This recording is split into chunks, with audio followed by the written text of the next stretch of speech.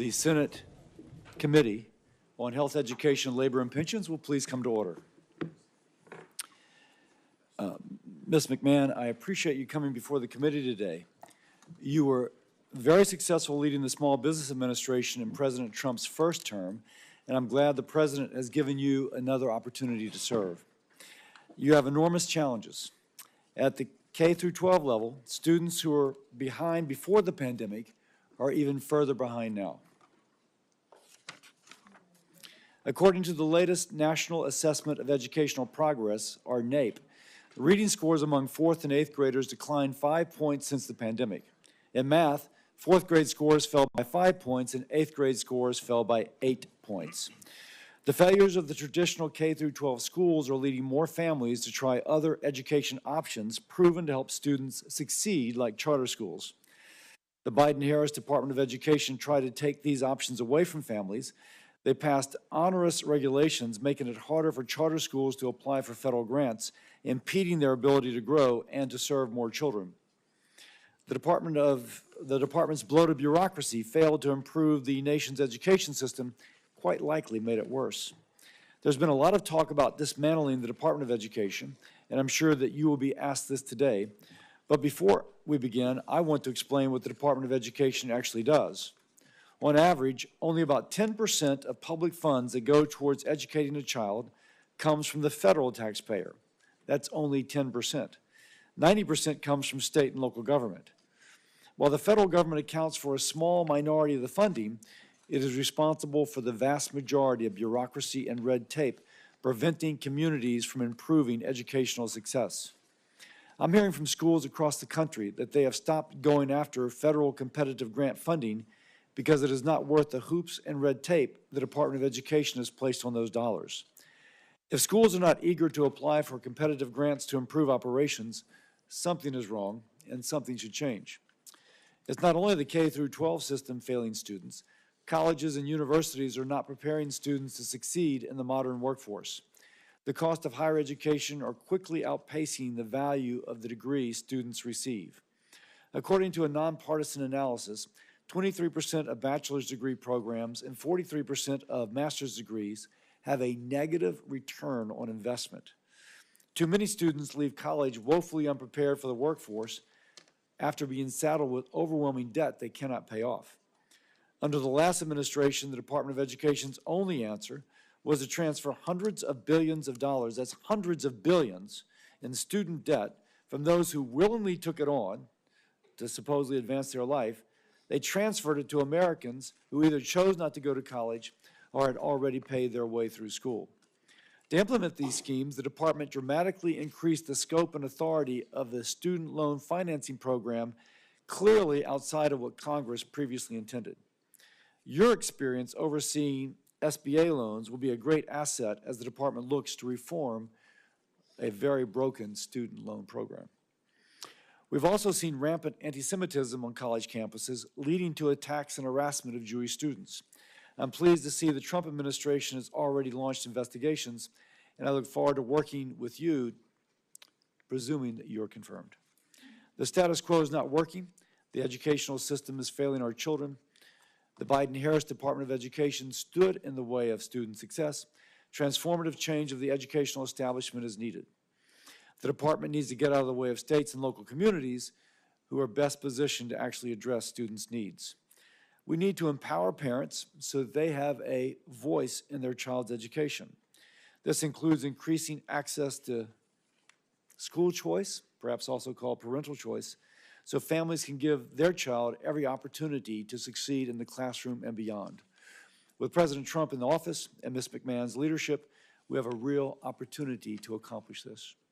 Thank you again, Ms. McMahon, for coming before this committee and continuing the discussion on how we can work together to improve student success and get our education system back on track. And with that, I yield to Senator Sanders, the ranking member. Thank you very much, Mr. Chairman. Mrs. McMahon, nice to see you again. Let me begin by thanking teachers all over this country. This is a very difficult time to be a teacher. And talking to teachers in Vermont, and I think teachers all over the country, what they are telling me is they are spending a lot of their times not only teaching math and English, but dealing with the emotional needs of kids. Because among other things, our kids are struggling in many, many ways. So it's a tough time to be a teacher, and I want to thank the teachers very much for the extraordinary work that they are doing, especially for some of the most vulnerable kids in our country. You know, way back in 1863, as we recall from our history books, Abraham Lincoln was in Gettysburg. And he looked out on a field where soldiers by the thousands had just died in the struggle against slavery, and he talked about the need to maintain a government of the people, by the people, and for the people. That was that short but very powerful Gettysburg Address. And I think in this country today there is a growing fear that instead of having a government of the people, by the people, and for the people, we are looking at a government of billionaires, by billionaires, and for billionaires, whose job is not to improve life for ordinary people, but to make the people on top even wealthier.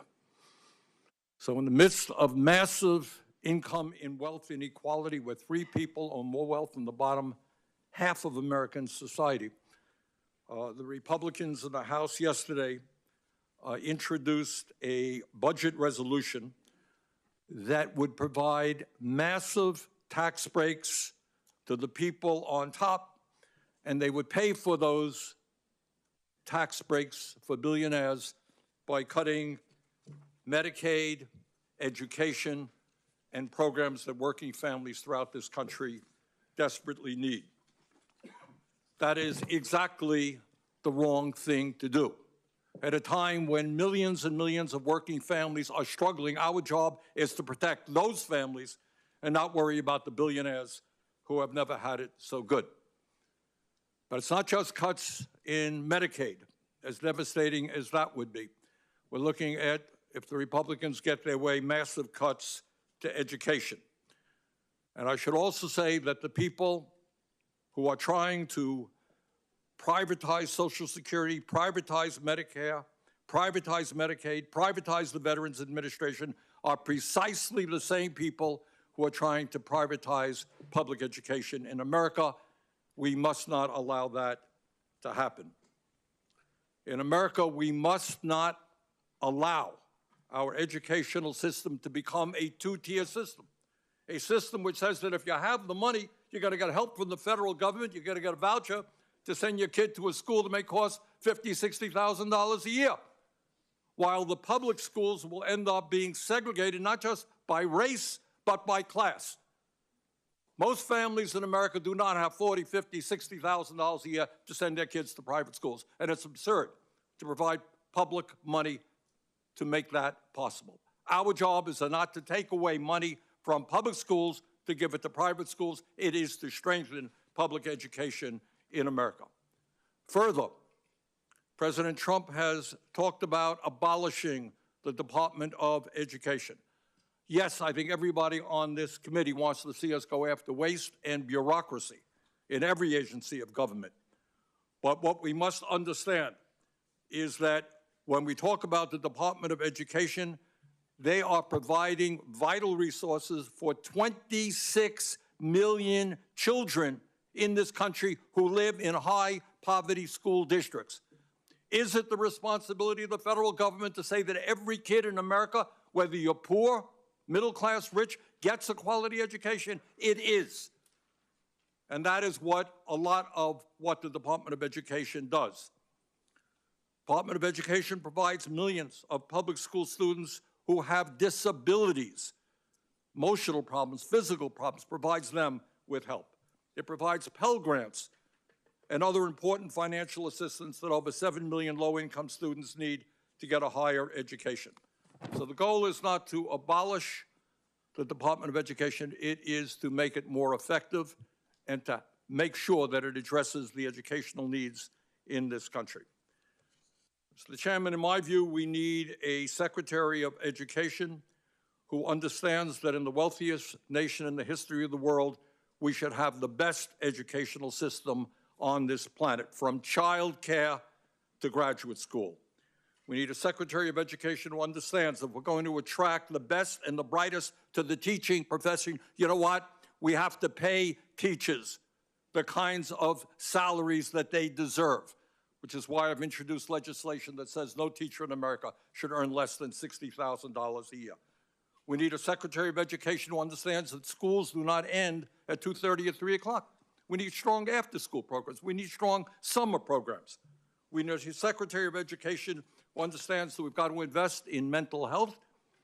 We need a Secretary of Education who understands that we have got to fully fund the Individuals with Disability Education Act. So there are a lot of questions I have for Mrs. McMahon. I very much appreciate her being here and look forward to the discussion we'll have. Thank you, Mr. Chairman.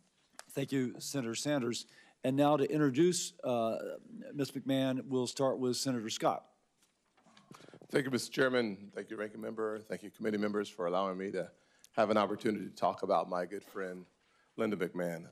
I will say that one of the things I love about the Ranking Member is his passion about the things he cares deeply about. He and I don't agree on the conclusions or the solutions, but I do believe that he is a thoughtful person who cares about the issues, and I hope that doesn't hurt your reelection bid. But let me say this. I'm not a billionaire. Never have been, likely never will be.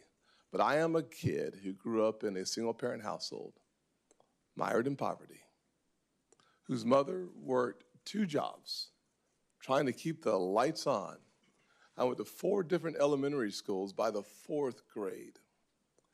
When I think about the issue of education, I think about how in the world do we ever get to a meritocracy if the vast majority of the kids today are going to segregated schools that are failing those kids. 13 schools in Maryland where the average kid, 99% of the kids cannot perform at grade level. I think about Chicago on the south side where I spent a lot of time, where 95% of the kids cannot perform at grade level.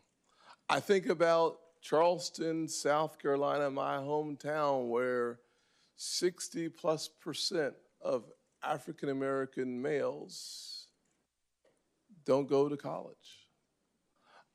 I think about the quagmire pit of failure that is consistently the case in inner city schools across America. You talk about the resegregation of America's public schools, it's already happened. It's happening right now. Our public education spends $850 billion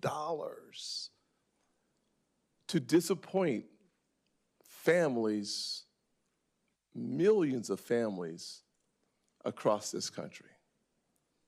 10% of the resources come from the federal government, and yet 80 to 90% of all the rules that suppress performance come from Washington.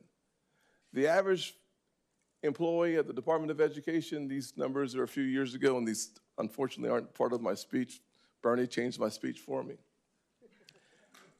Is about $106,000, where the average teacher makes $55,000. Those numbers are 4 or 5 years old. But here's my point. My point is a simple point. I'm a guy who understands the weight of a poor education system and the benefit of a good education system, because I've experienced both. I chose to introduce Linda not because I have an affinity for billionaires, though I might now, actually, because I have a passion for quality that changes the trajectory of poor kids' lives permanently. I can't think of a more important civil rights issue today than public education and the education of our kids. I can't think of a better person to take on that challenge than someone that I had confidence when she was the administrator of the SBA. I can't think of someone better to take on this challenge than someone that took a regional company WWE, and made it into the global powerhouse that it is today than the co-founder, chief executive, Linda McMahon. I can't think of someone better to do the job than someone who served on her own state board of education, who was a trustee at Sacred Heart University, and who led the policy initiatives at the America First Policy Institute. That would be Linda McMahon.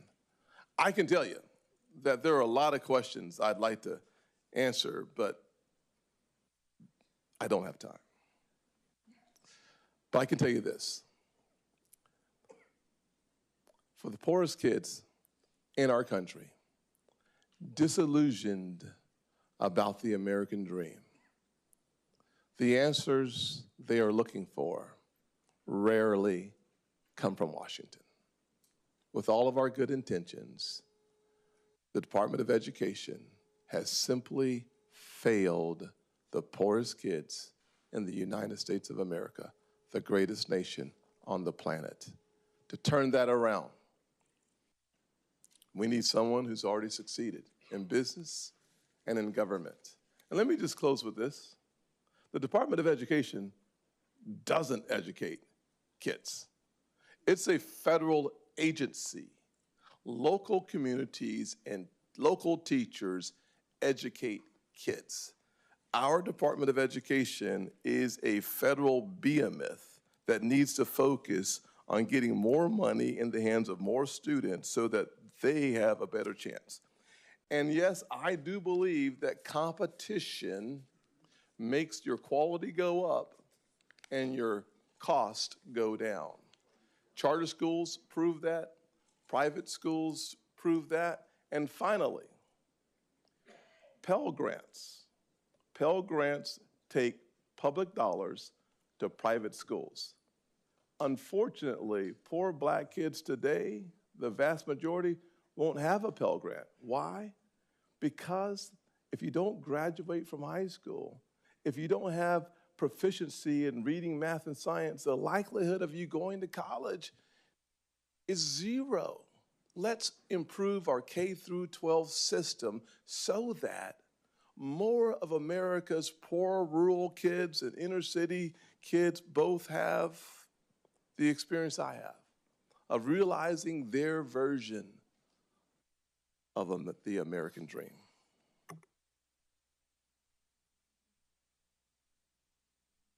Thank you, Senator Scott.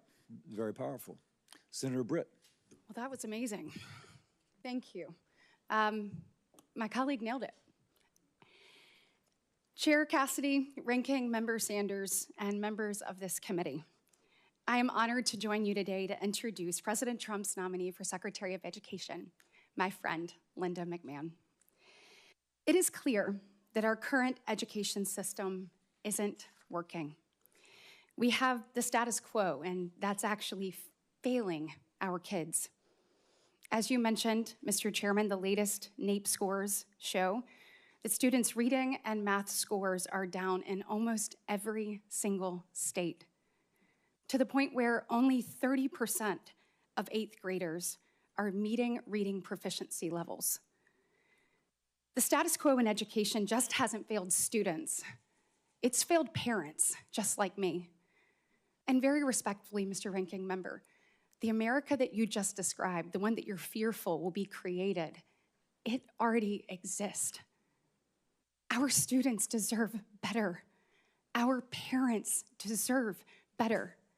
We have to do something different in order to achieve a different result. For far too long, the Department of Education has catered to far-left bureaucrats at the expense of moms and dads. It has pushed for school closures, removed parental rights from the equation, promoted radical ideologies in the classroom, and supported allowing men and boys to play in women and girls' sports. Enough is enough. We need a change agent at the Department of Education, and that change agent is Linda McMahon. She is the perfect antidote to what is wrong with education in this country.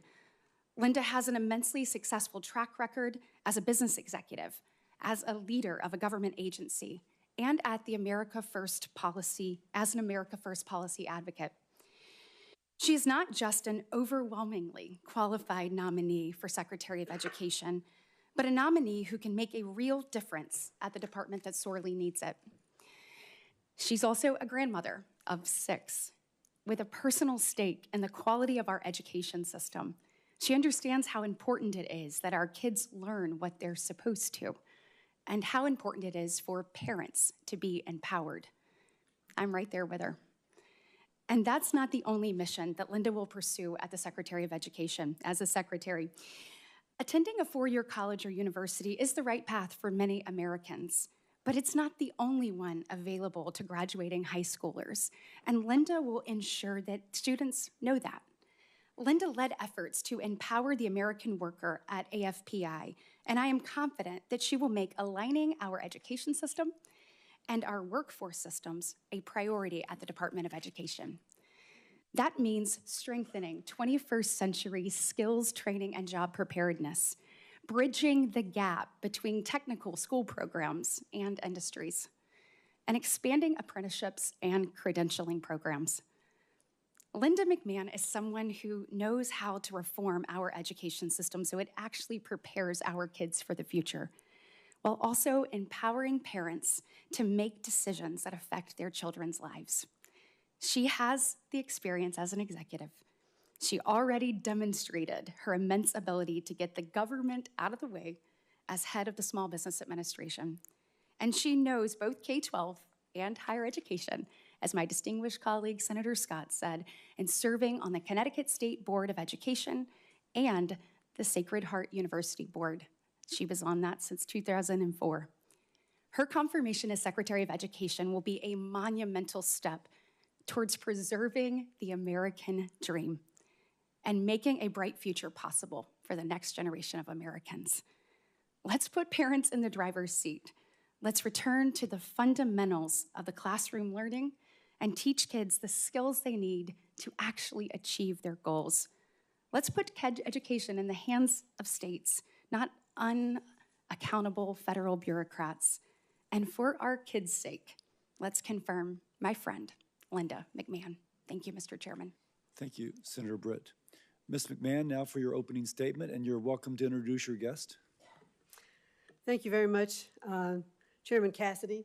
Yes, I'd like to introduce my daughter, Stephanie McMahon, Paul Levesque, her husband, and my son, Shane McMahon. I'm so happy to have them here, and many friends have come from far places, so I welcome having them here today and appreciate that they're here. So, thank you, Chairman Cassidy, Ranking Member Sanders, and distinguished members of the committee. I'm honored to have your consideration to serve as the Secretary of the Department of Education. And I'd like to thank both Senator Scott and Britt for their introductions. Members of the audience are reminded, disruptions will not be permitted while the committee conducts business. We ask you to respect that. Certainly.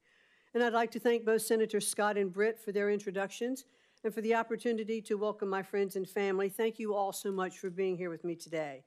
I would also like to thank President Trump for his confidence in me to lead a department whose mission and authority were a special focus of his campaign.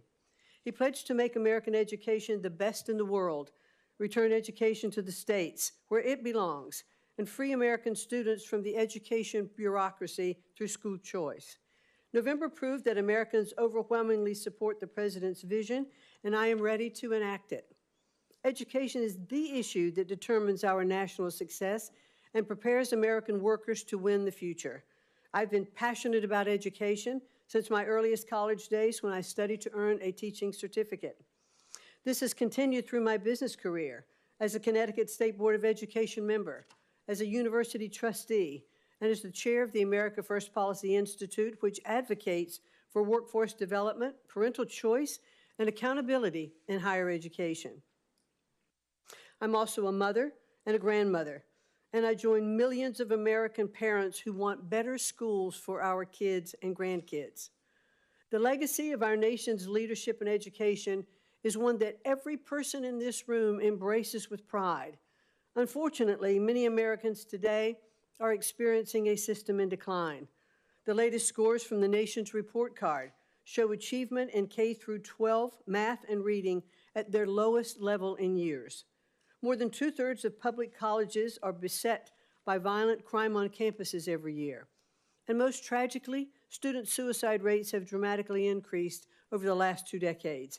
We can do better. We can do better for the elementary and junior high school student by teaching basic reading and mathematics, for the college freshman facing censorship or anti-Semitism on campus, and for parents and grandparents who worry that their children and grandchildren are no longer taught American values and true history. In many cases, our wounds are caused by the excessive consolidation of power in our federal education establishment. So what's the remedy? Fund education freedom, not government-run systems. Listen to parents, not politicians. Build up careers, not college debt. Empower states, not special interests. Invest in teachers, not Washington bureaucrats. If confirmed as secretary, I will work with Congress to reorient the department toward helping educators, not controlling them.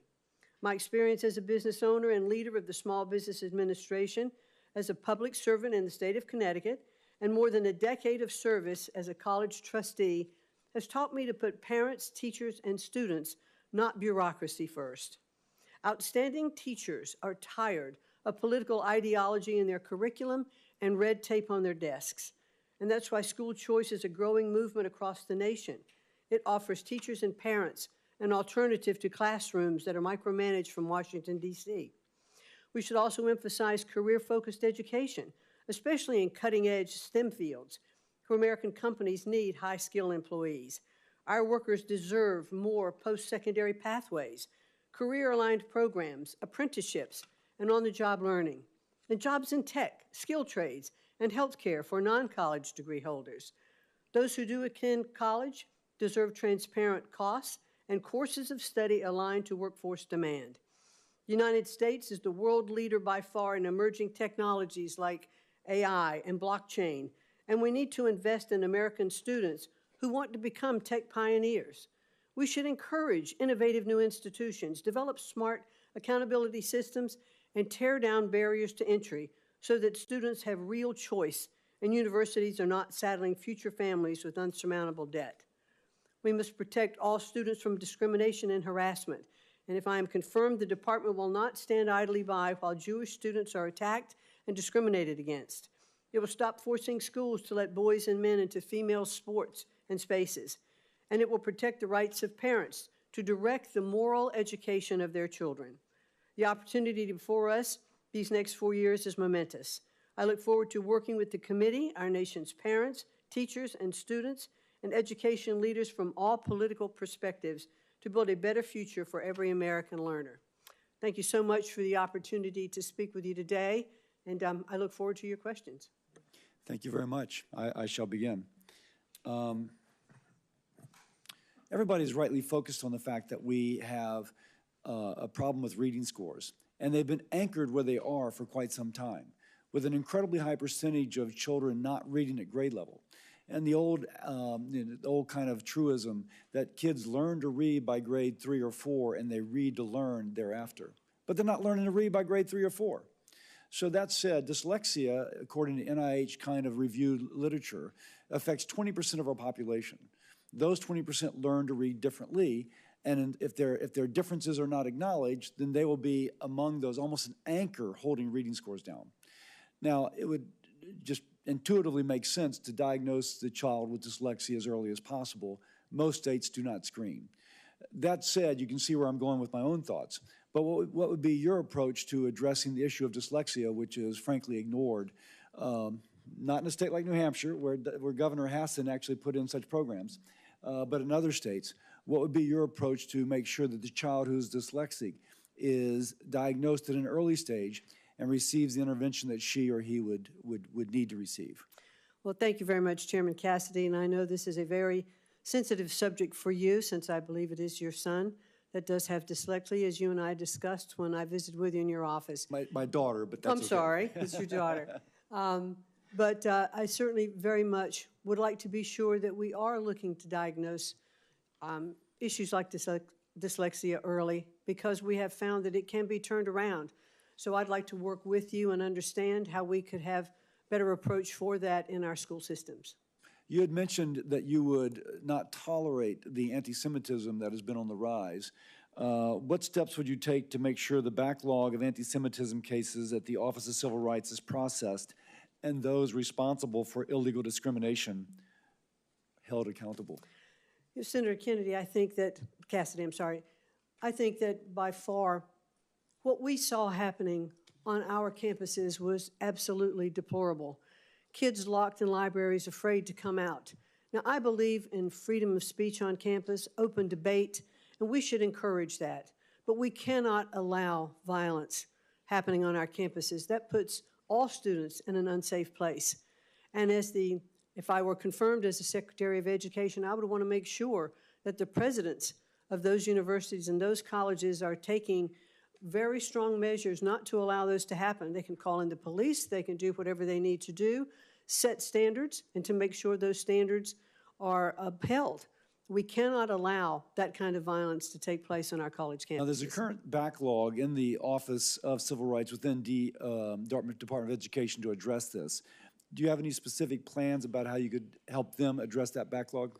Well, I'd like very much to be confirmed and to be able to get into the department and understand that backlog, to talk to those lawyers who were there, and let's focus on what we need to do to clear out that backlog. And I look forward to doing that. President Trump is reportedly drafting an executive order requiring the Secretary of Education to develop a plan for downsizing the Department of Education and working with Congress to eliminate entirely. Yes or no? Do you agree that since the department was created by Congress, it would need an act of Congress to actually close the Department of Education? And certainly President Trump understands that we'll be working with Congress. We'd like to do this right. We'd like to make sure that we are presenting a plan that I think our senators could get on board with and our Congress could get on board with that would have a better functioning Department of Education, but certainly does require congressional action. Okay. In terms of the plans to downsize, what would be the components of that plan that would not require congressional approval? Well, I do believe, Senator, that there are departments of education that are established by statute, and those particular departments we'd have to pay particular attention to. But long before there was a Department of Education, we fulfilled the programs of our educational system. Are there other areas, other agencies where parts of the Department of Education could better serve our students and our parents on a local level? And I am really all for the President's mission, which is to return education to the states. I believe, as he does, that the best education is closest to the child and not certainly from Washington, D.C. If the department is downsized, would the states and localities still receive the federal funding which they currently receive? Yes. Okay. With It that, is not the President's goal to defund the programs. It is only to have it operate more efficiently. With that, I yield to Senator Sanders. Thank you, Mr. Chairman. When we talk about education, we're looking at it in a vacuum. We're talking about the struggles that low-income kids are having, and that's true. But Mrs. McMahon, you are also aware that in America we have more income and wealth inequality than we've ever had before. You are aware that we have the highest rate of childhood poverty of almost any major country on earth. You are aware, I suspect, that teachers are dealing with kids who are literally homeless, kids who come from dysfunctional families where there is violence. Does it concern you in America that we are living in a society where the people on top are doing phenomenally well, while 60% of Americans are living paycheck to paycheck? And how do you think that impacts our educational system? Thank you very much, Senator, for that question. First of all, let me say that I believe that teaching is one of the most noble professions that we have in our country, and we have so many good, dedicated teachers to help our students. I do think that we are trapping students often in low-performing schools, and that's why the President has such a strong policy towards school choice. But you will agree, I don't mean to interrupt you, but you will agree that you can't just look at education. The truth is that middle class, upper middle class public schools in America generally do pretty well. But if you are homeless, if you were a homeless person and you had kids, the odds of your kids doing pretty well are not good. I'm just asking you, what do you think about the massive level of income and wealth inequality, the fact that we have the highest rate of childhood poverty? Is that something you think you might want to pay attention to? Well, certainly, Senator, I do believe that we want to make sure that every child in our country has the opportunity to have equal access to a quality education. And the Department of Education really is not setting economic policy in the country. Well, we should focus on educating our children, and we should focus on it at the local level. let me ask you this. You mentioned correctly that we have many great teachers in America, right? Yes. If you as a businesswoman wanted to attract the best and the brightest, would you be starting them off after they leave school, maybe $50,000, $60,000 in debt with salaries of $35,000 or $40,000? Or would you say, we respect, you talked about teaching being the noblest profession. I agree with you. Would you agree with me, support my legislation that says no teacher in America should earn at least $60,000 a year? Well, certainly the pay to teachers is up to the states where those teachers reside. I do believe we should pay our teachers fairly. They spend so much time with our students, and they should be well compensated for their job. Paying them fairly, nobody in the world will disagree with you. I mean, the question is, if teaching is a noble profession, if teaching is an important profession, you know, should we be paying them salaries commensurate with the value that of the work that they are doing? So I'm asking you a simple question. Would you recommend to states, as the leader of education in America, that teachers at least make $60,000 a year? I would certainly recommend to states that teachers be paid what is commensurate with the kinds of jobs that are part of their states. Not all states have the same living costs. Not all states have the same ability to pay teachers, but to attract really good teachers and to keep them, we should definitely pay them commensurate with the job performance that they are undertaking.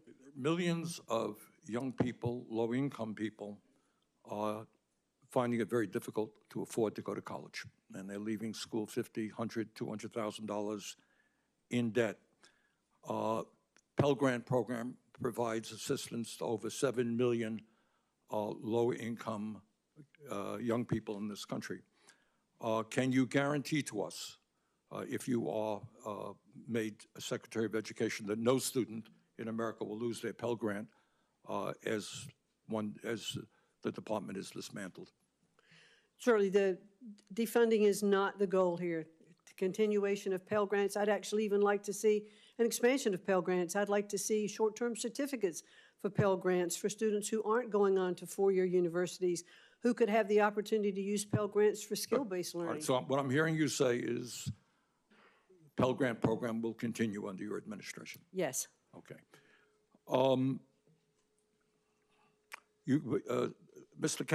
Senator Cassidy asked you an important question, and that is, do you agree, and let me just once again get your feelings on this, that if there is a movement to abolish the Department of Education, it has to go through the United States Congress? Yes, it is set up by the United States Congress, and we work with Congress. It clearly cannot be shut down without it. Good. Thank you. Senator Collins. Thank you. Welcome. First of all, let me say I was very pleased to hear your strong commitment to enforcing the Office of Civil Rights jurisdiction over the many incidences, horrible incidences of anti-Semitism that we've seen on our college campuses. Among the important programs that are administered by the Department of Education are Title I, IDEA, and the TRIO programs, all of which have been high priorities for me. I want to briefly discuss those programs. Title I helps public schools that are serving low-income students. It helps level the playing field in terms of resources compared to more affluent communities. In Maine, 63% of our public schools receive Title I funds. Very important to our state. Second, IDEA, the Disabilities in Education Act, which helps children with special needs. Maine receives more than $65 million to support K through 12 students with special education needs. I would note that that falls far short of the 40% that was promised when the legislation was passed in the 1970s. TRIO programs, which we've discussed, have changed the lives of countless first-generation students who are going to college and come from families with no experience with higher education. I've seen so many success stories as a result of TRIO. So my question for you is, how do we maintain the administration and oversight of these programs if we abolish or substantially reorganize the Department of Education? Thank you, Senator Collins, and I know how passionate you are about these issues, and I enjoyed meeting with you in your office and talking about these various things, especially I think the TRIO program, which we both agreed was just hit a terrible blow just by regulation when some of the students who were applying, their applications were rejected simply because of spacing on a form. Right. And that kind of regulatory control just cannot stand. That is just impossible. The Title I programs that you've been discussed will continue to be appropriated through Congress. Today, they go directly to the State Department of Education and then are distributed to the districts. We're not looking to defund or reduce any of those amounts. IDEA is the same, but might it be better served in a different agency? I'm not sure. It started at HEW, and the concerns for disabilities and health issues with students may very well rest better within an agency that has more oversight of all of those. So I think if I am confirmed to be able to get in and assess programs, how they can have the best oversight possible, how we can really take the bureaucracy out of education and focus on teaching our children to read and to do math and to appreciate our history is certainly my goal and would be my goal as the Secretary of Education. Thank you.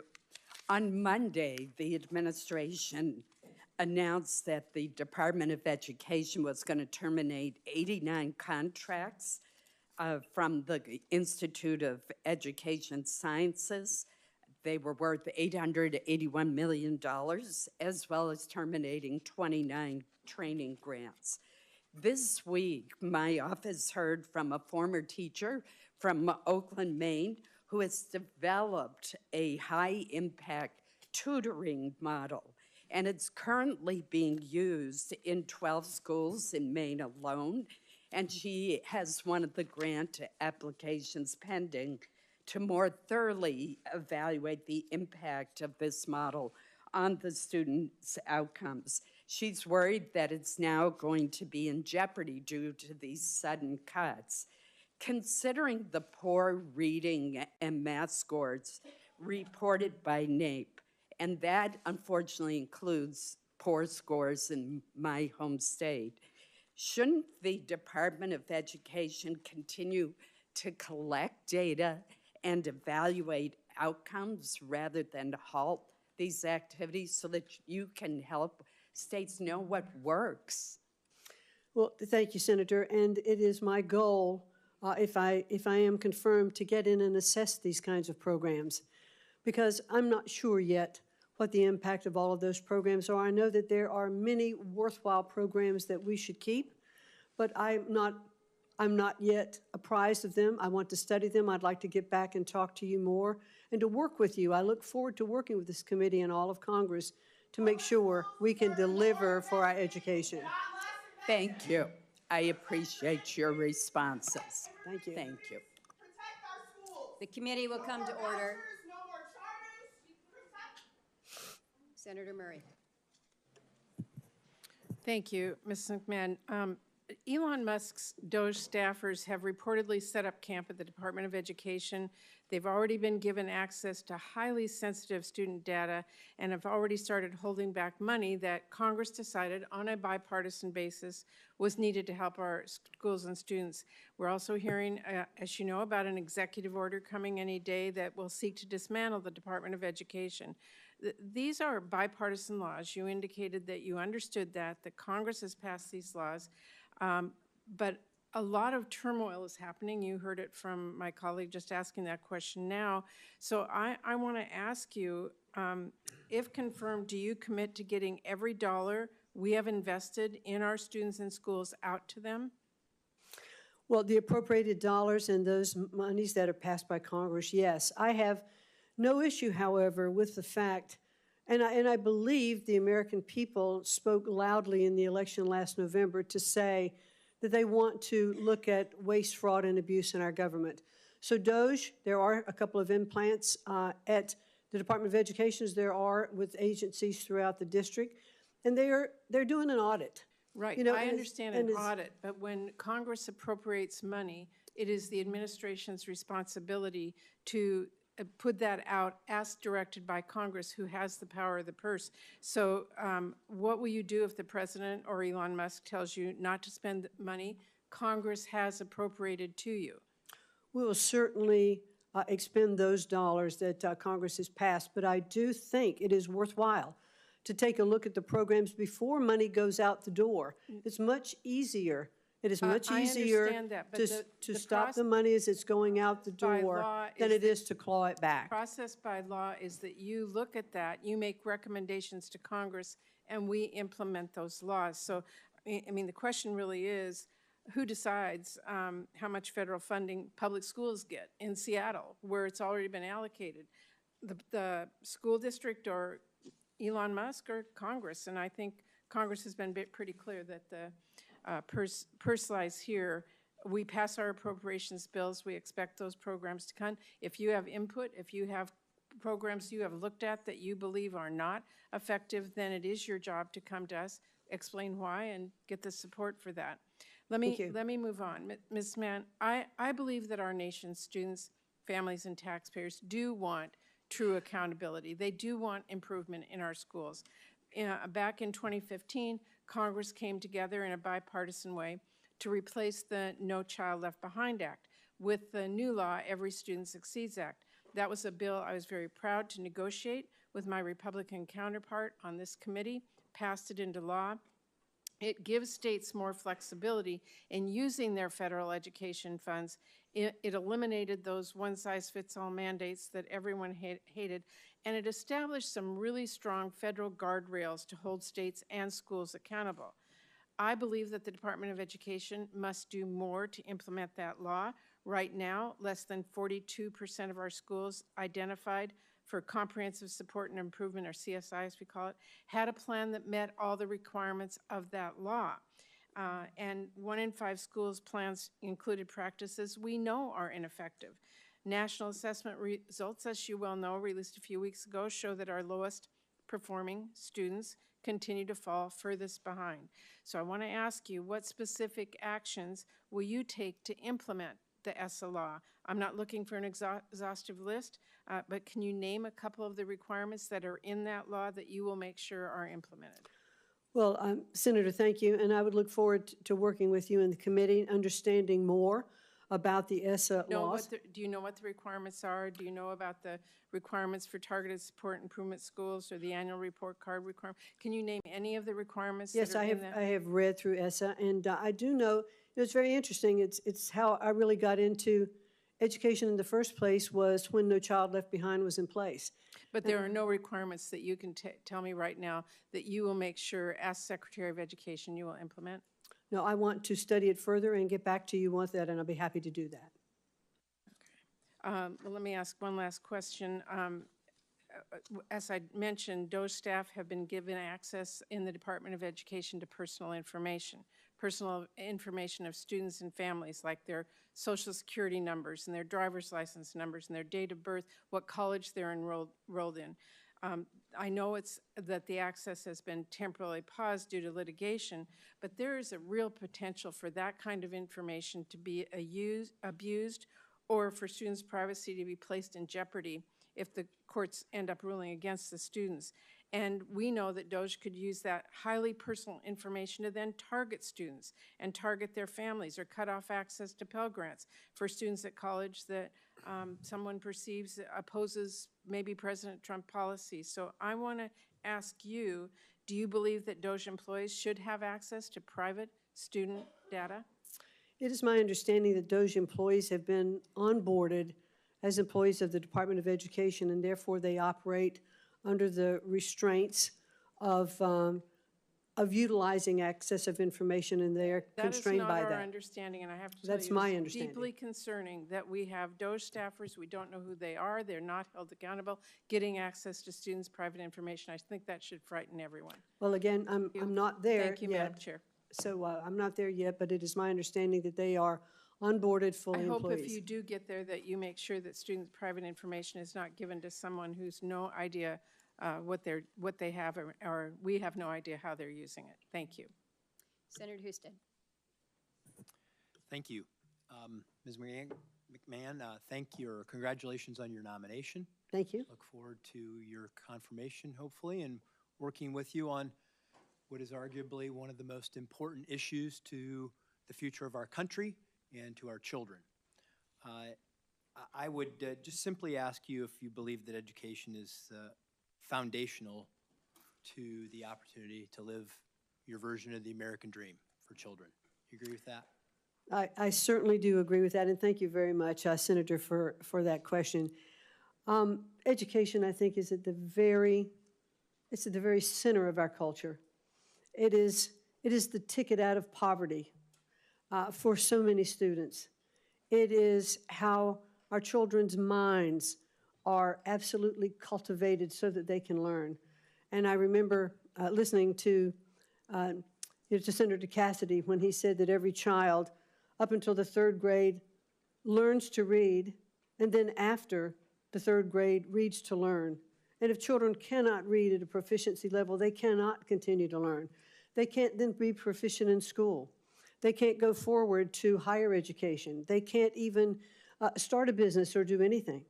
So education, I do believe, is at the very center of what we need to do and to ensure that we have the best education for our students and that they all have equal access to a quality education. Thank you. The issue of inequality has come up in this hearing, and I can tell you when I started in my elected career, I was a green state legislator in the state of Ohio who had this strange notion that if children were trapped in chronically failing schools, that they should have the opportunity to go somewhere else, and that I thought, who could be against that? And I quickly found out, well, there were a lot of people who were against that, powerful people, powerful institutions. And I just believe that we as Americans, we believe that freedom and choice is good. It's part of our DNA. It's good for markets and business, and that monopolies don't work, whether that's big business or big government. And that has been reinforced to me over the course of basically my lifetime that I've worked on this issue. Foundationally or fundamentally, billionaires have choice. Their children have choice. It's children that grow up in poverty that don't have choice.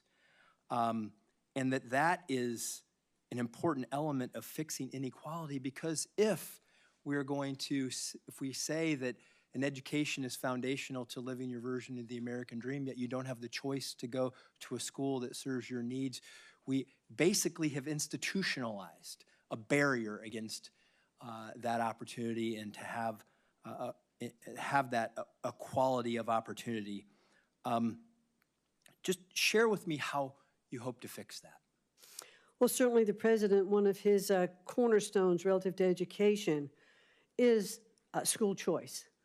He certainly does believe in universal school choice, and we have seen, I think that there are now, I believe the number's 33 states, I might be corrected on that, states that do have school choice. And what we have found that public schools come up, they're competitive. A lot of the concerns relative to school choice, I think the statistics, belie. We have students that are not leaving public schools in hordes and going to other schools, but they have the opportunity. Parents look at their children and say, I want that for my child. My school is failing my child. So if I have the opportunity to have an educational savings account or a voucher program or a scholarship program to get my child maybe to that charter school or to that other public school that is doing better than the one that my child is here because this is where I live, but I know that if I could get my child to that next school, they would be better off. Every parent wants that opportunity for their child. Thank you. And just quickly, I made some calls to superintendents in my state in Ohio before I came today, and I said, would you prefer to have the money sent directly to you rather than through the federal Department of Education? And do you think you could do a better job if we released you from the rules and regulations and you just said, and they said, yes, tell us what you want us to achieve, we'll achieve it, we'll do it. And I just wanted to share that with you, and that I also want to give you a chance to answer this, that you're not, and President Trump is not talking about cutting any funding for children. You're not talking about cutting funding for disabled children. You're just talking about changing the way that the money gets to these students in schools, and that you're committed to that. Is that correct? That is correct, Senator. Thank you very much. Great. Thank you. It is now Senator Baldwin. Thank you, Mr. Chairman. And before I start my questions, just wanted to put some studies in the record. Recent research studies of private school vouchers in Louisiana, Indiana, Ohio, and Washington, D.C. showed that students who used these vouchers performed worse academically than their public school peers. I ask unanimous consent to enter into the record those 4 studies that show private school vouchers have a negative impact on student achievement. Without objection. Thank you, Mr. Chairman. Mrs. McMahon, I appreciated the opportunity to meet with you last month, and I believe in giving all the president's nominees a fair shake. That's what the people of Wisconsin expect from me, and I look forward to hearing more about your approach to running the Department of Education if confirmed. Mrs. McMahon, since 1972, Title IX has been a critical tool in ensuring that all students are protected from sex-based discrimination in federally funded education programs. We briefly discussed Title IX in our meeting, but I'd like to ask you a series of yes or no questions to get into a little bit more detail here. So yes or no, do you believe that Title IX should be enforced to protect students from sexual harassment and sexual assault? Yes, I do. Do you believe that sexual harassment that is severe should be prohibited under Title IX? I think sexual harassment should be prohibited in any case. Thank you. Do you believe that sexual harassment that is pervasive should be prohibited by Title IX? Yes. Do you believe that harassment that is either severe or pervasive should be prohibited under Title IX? I don't believe there should be any acceptance of sexual harassment, Senator. Great. Because I'm glad you actually agree with President Trump's efforts during his first term to narrow what qualifies as sexual harassment under Title IX. His guidance said that sexual harassment had to be severe and pervasive. And I hope that you will take your position and press for that to be the law. But right now, the Title IX is limited to sexual harassment that is severe and pervasive, not severe or pervasive. Yes or no, if an assault occurs between 2 students, but it happens off campus, do you think the school should have the ability to investigate that matter? I think the school should investigate that matter, and I believe under the regulations today, and I could be corrected on that, that they are obligated to investigate. Okay, and do you believe that the school then, after investigation, should have the ability to take actions regarding an incident that occurs off campus. Yes, I think the school should be required to take those actions and to investigate and to notify the parties that are involved, and that so that both sides of the equation can have due process. I appreciate your answer. It is not entirely clear at this matter, at this time, that the incidents would not only be investigated, but adjudicated as to the school's adjudication rules. And the problem with that, as I'm sure you're well aware, is that you would have the potential of a victim of sexual assault facing the potential of attending class with their perpetrator. You know, despite how much this administration likes to talk about protecting women and girls, the actions have not matched the rhetoric. And so I think instead of actually protecting women and girls, this administration is not making school a safer place for anyone, while using this topic as a way to fearmonger and demonize others.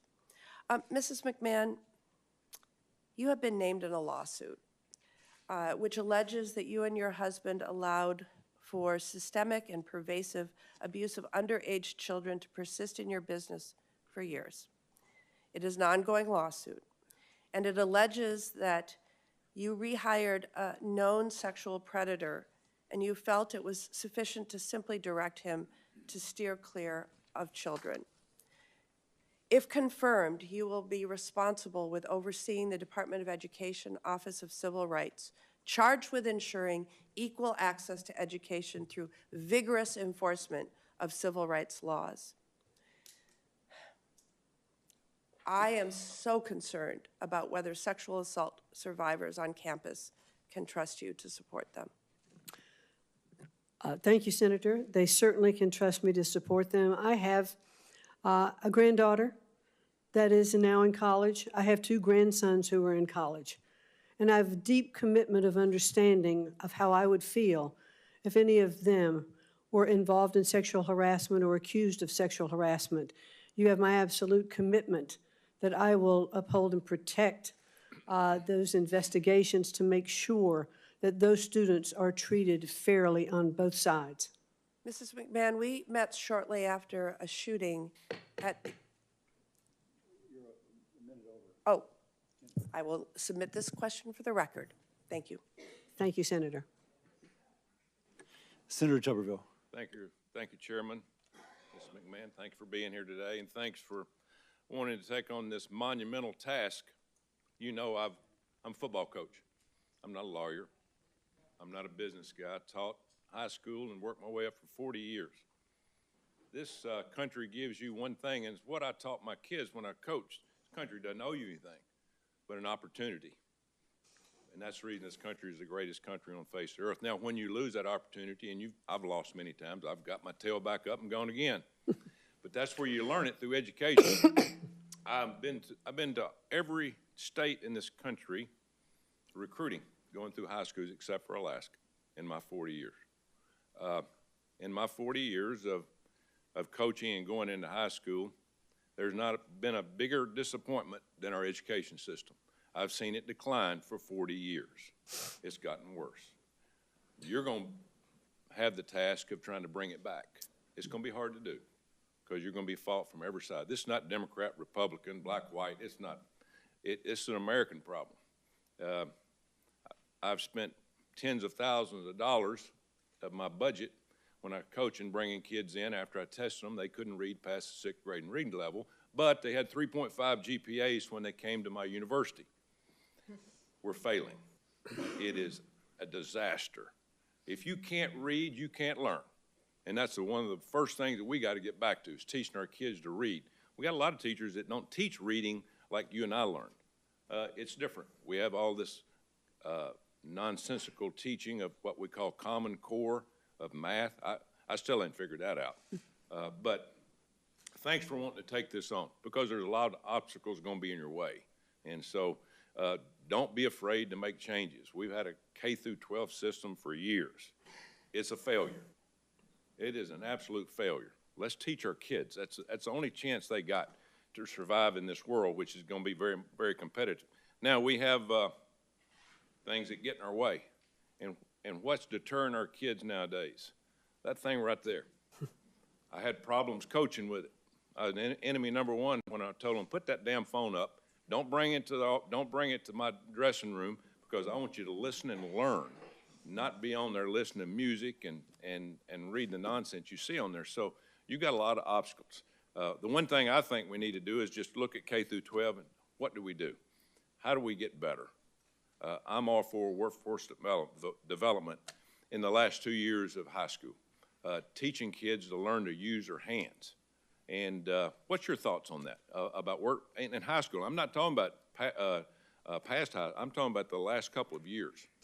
Well, thank you, Senator. I think when you and I met in your office, and I appreciated that time, I discussed with you that I probably dated myself by saying that when I was in high school, in your senior year in high school, you could take a vocational program, which meant that you went to school the first part of the day. The second part of the day, you could have a job. You could be learning a skill or a trade, and those credits would count towards your education. I think we need to get back to more of that. We are not teaching skill-based learning in our schools anymore. And I think we have to look at our entire education system and say, you know, four-year college is not for everyone. For those particular jobs that require, you know, doctors, lawyers, engineers, that require 4 years, then I think... Ms. McMahon, please suspend. The committee will come to order. Capitol Police are asked to remove the individual from the room. I don't think she knows how to read or Again, listen. members of the audience are reminded that disruptions will not be permitted while the committee conducts its business. With that, Ms. McMahon, please resume. Thank you. So I think we do have to get back to teaching basics, you know, in school K through 12, but to continue on to what we were talking about, but we don't have enough skill-based learning. We don't have enough internships or apprenticeship programs. I'd also like to see, you know, more dual credits in our high schools, our junior and senior years, that would count towards community colleges or other institutes that would get students through college faster if, in fact, that is the plan that they are going to take. So we have so much that we can do to help our students get prepared to have a good income and a good livelihood. And if they can graduate from high school with some skill-based already, they can even start a business of their own. They can decide at that particular point, I want to put more money towards my own education, but in the meantime, I am prepared to make a living. But I think we have to look at education and say our vocational and skill-based training is not a default education. It can be something, it can be front and center, so that students who are inclined to go in that direction actually should be encouraged to do that. It's not one size fits all. I would hope, too, that you would look, my time's almost up, would look at the number of teachers we have now as compared to administrators. We need teachers. We don't need people up sitting in the office with their feet propped up. We need people in the classroom teaching these kids, hold them accountable, and put more money in the teachers and less money in administrators. I think we'd be a heck of a lot better off. Thank you. Thank you very much. Thank you. And I'll note for the record that many of the losses Coach Tuberville suffered were at the hands of LSU. But we will, Senator Murphy. Thank you very much, Mr. Chairman. Ms. McMahon, good to see you. You and I have spent a lot of time over the years, and I appreciate your willingness to sit before the committee and answer some really important questions. I want to talk to you about an executive order that the Trump administration issued that commands agencies, including the Department of Education, to eliminate grants to organizations and entities that support DEI programs and activities. As you know, this has a lot of schools all across the country scrambling because they have no idea what that means. They don't know because the order doesn't define DEI as to whether they are in compliance or out of compliance and whether they are going to have their federal grants compromised. How does a school know whether it's running a DEI program or not? Well, certainly, and thank you, Senator, and it is good to see you again outside of the state of Connecticut, where we run into each other. DEI, I think, has been, it's a program that's tough. It was put in place ostensibly for more diversity, for equity and inclusion, and I think what we're seeing is that it's having an opposite effect. We are getting back to more segregating of our schools instead of having more inclusion in our schools. When there are DEI programs that say that Black students need separate graduation ceremonies or Hispanics need separate ceremonies, we are not achieving what we wanted to achieve with inclusion. Let me give you an example then. So this order applies to Department of Defense schools, and those schools have canceled all programming around Black History Month. So if a school in Connecticut celebrates Martin Luther King Day and has a series of events and programming teaching about Black history, are they in violation of a policy that says schools should stop running DEI programs? Not in my view. That is clearly not the case.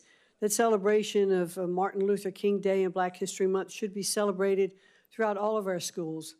I believe that Martin Luther King was one of the strongest proponents of making sure that we look at all of our populations when he said that, he would hope that his children wouldn't be judged by the color of their skin, but the content of their character. And I think that is the fundamental basis that we should celebrate Black History Month. West Point has closed down all ethnic clubs, so the Society of Black Engineers no longer can meet because they believe that to be in compliance with this order, they cannot have groups structured around ethnic or racial affiliations.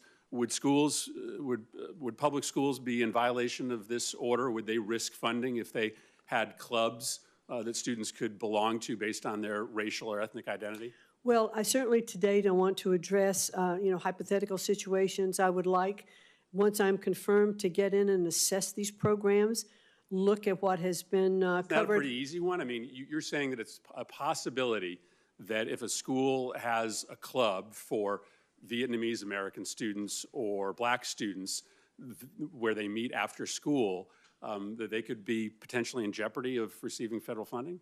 Again, I would like to fully understand what that order is and what those clubs are doing. That's pretty chilling. I think schools all around the country are going to hear that. What about educational programming centered around specific ethnic and racial experiences? My son is in a public school. He takes a class called African American History. If you're running an African American history class, could you perhaps be in violation of this court order, of this executive order? I'm not quite certain, and I'd like to look into it further and get back to you on that. So there's a possibility, you're saying, that public schools that run African American history classes, right? This is a class that has been taught in public schools for decades, could lose federal funding if they continue to teach African American history. No, that's not what I'm saying. I'm saying that I would like to take a look at these programs and fully understand the breadth of the executive order and get back to you on that. I think you're going to have a lot of educators and a lot of principals and administrators scrambling right now. Thank you, Mr. Chairman. My time's expired. Senator Murkowski. Thank you, Mr. Chairman. Welcome, Ms. McMahon. Thank Good you. to have a conversation with you. You have had the privilege, I know, to come to Alaska during your tenure at the SBA. You came north, so I know that you have had an opportunity to understand some of the challenges that we face with basically our geography. And I wanted to talk a little bit this morning about our public schools. There's a lot of discussion, and I listened carefully to your comments to Senator Husted about school choice. We would all love to have the benefits of greater school choice. In the Anchorage public school system, my sons were able to attend a magnet school that was focused on an immersion program for Spanish-speaking immersion program. It was a great program for them. I go to the vast majority of my communities across the state, and there is no choice. It is a small village. It may have 500 people, it may have 1,000 people, but you have one school. And it's not as if there is an opportunity to go to another school, because 82% of these communities are not connected by a road. So if you wanted to go to another school, you would have to figure out how you fly to another village, another population center. So for me, investment in our public education system is really what I have been focused on. I had an opportunity to speak before our Alaska Association of School Boards just recently and received a standing ovation when I said public funds for public schools. Pretty simple. And so I want to ask you whether you believe it is your primary role and responsibility as Secretary to support and strengthen our nation's public schools. I absolutely do believe that our public schools are the bedrock of our education. You know, they go back to the very founding of our country. I think in the first Constitution, there were actually sectors of each state that were set aside for the specific goal of public education.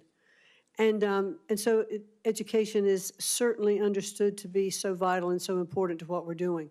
I understand the schools in Alaska. I think when I was in your office, we were talking about the school that I visited in Kwethluk, which is a very, very small island. And this school was being funded by SBA. This was when I was at SBA. And because we were looking at the fact that there was no real community center and no glue holding the community together, and that children, and especially in K through 12, often dropped out of school because they didn't see the need or the necessity to continue with education, and they would often wind up, on the streets or not having jobs. I've not checked back with that school to see how it was going, but I saw the commitment of that community to invest and to make sure that the best education, and this was a state-of-the-art school built on this island, and when I pulled up in the boat in that village, there were mothers in a smoking hut that were cutting salmon to get ready for the winter, and on the other side, there was this incredibly modern school that was being built, and I think we have to invest our public education, if we can use public funds to help with tutoring in those issues and those instances where you don't have a choice to go to another school. And you quite possibly saw one of the very few examples of good infrastructure.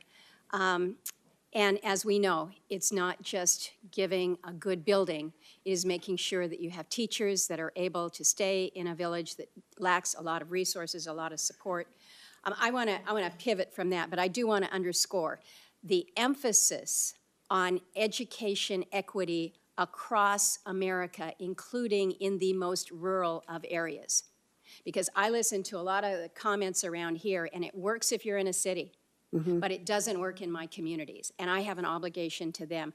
I want to ask you about local control here real quickly. This has been something that as Republicans we've been talking about. It's local control, local control, local control.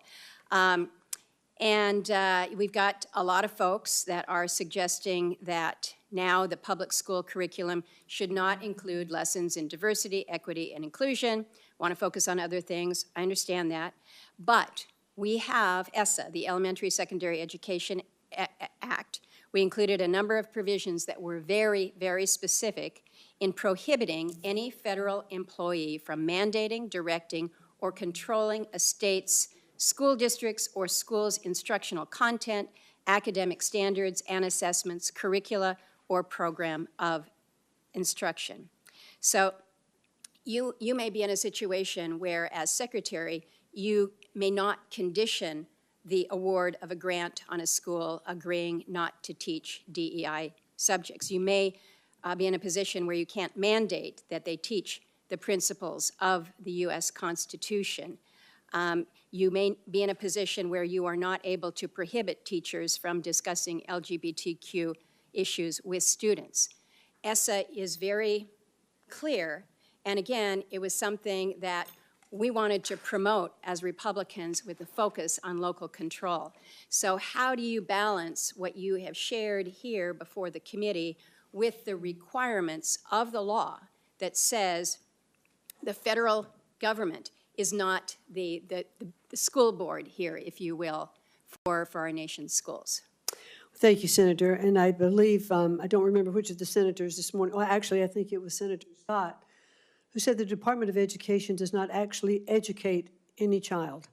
It is to be handled at the local level. And I understand under ESSA there were lots of regulations put in place to return, and the goal was to return education to the states, which is clearly the president's role. But Senator, I must say, we have failed in our mission. We are not delivering the kind of education that we need to deliver to our children. I believe, as does the president, the best education is closest to the child, that parents and the school officials who understand the needs of those children in those communities can best direct the education in those states, and states will be competitive.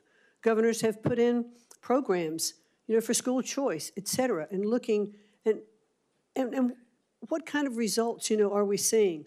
I was heartened by the state of Louisiana in the recent NAEP scores that came out, that they had brought up their reading and their math scores by a considerable percentage because they went back to basics. They were teaching children to read and write and do arithmetic.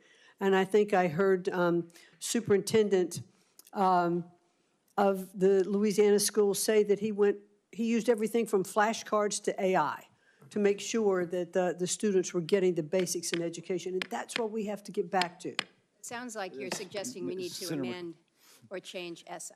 Senator Murkowski, I was Go asleep ahead. at the wheel. Go You're ahead. like way over. Senator Kane. I would never describe you as asleep at the wheel, Mr. Chairman. But thank you, Ms. McMahon. I enjoyed the visit we had in our office, especially our discussion about career and technical education. That's a Yes. huge passion of mine. When I asked you about public service loan forgiveness, the federal public service loan forgiveness program was put in place during the Bush administration, bipartisan Congress. It's been part of law since 2007. What is your position on public service loan forgiveness program? Well, certainly, and thank you very much, and it was good to visit with you in your office, Senator. Clearly, there are programs that have already been passed by Congress that do, in fact, grant loan forgiveness for public service. Our first responders, military, et cetera. And we certainly should honor those programs. And if we want stronger or more programs for loan forgiveness, then I think Congress should pass those programs and then we would implement it.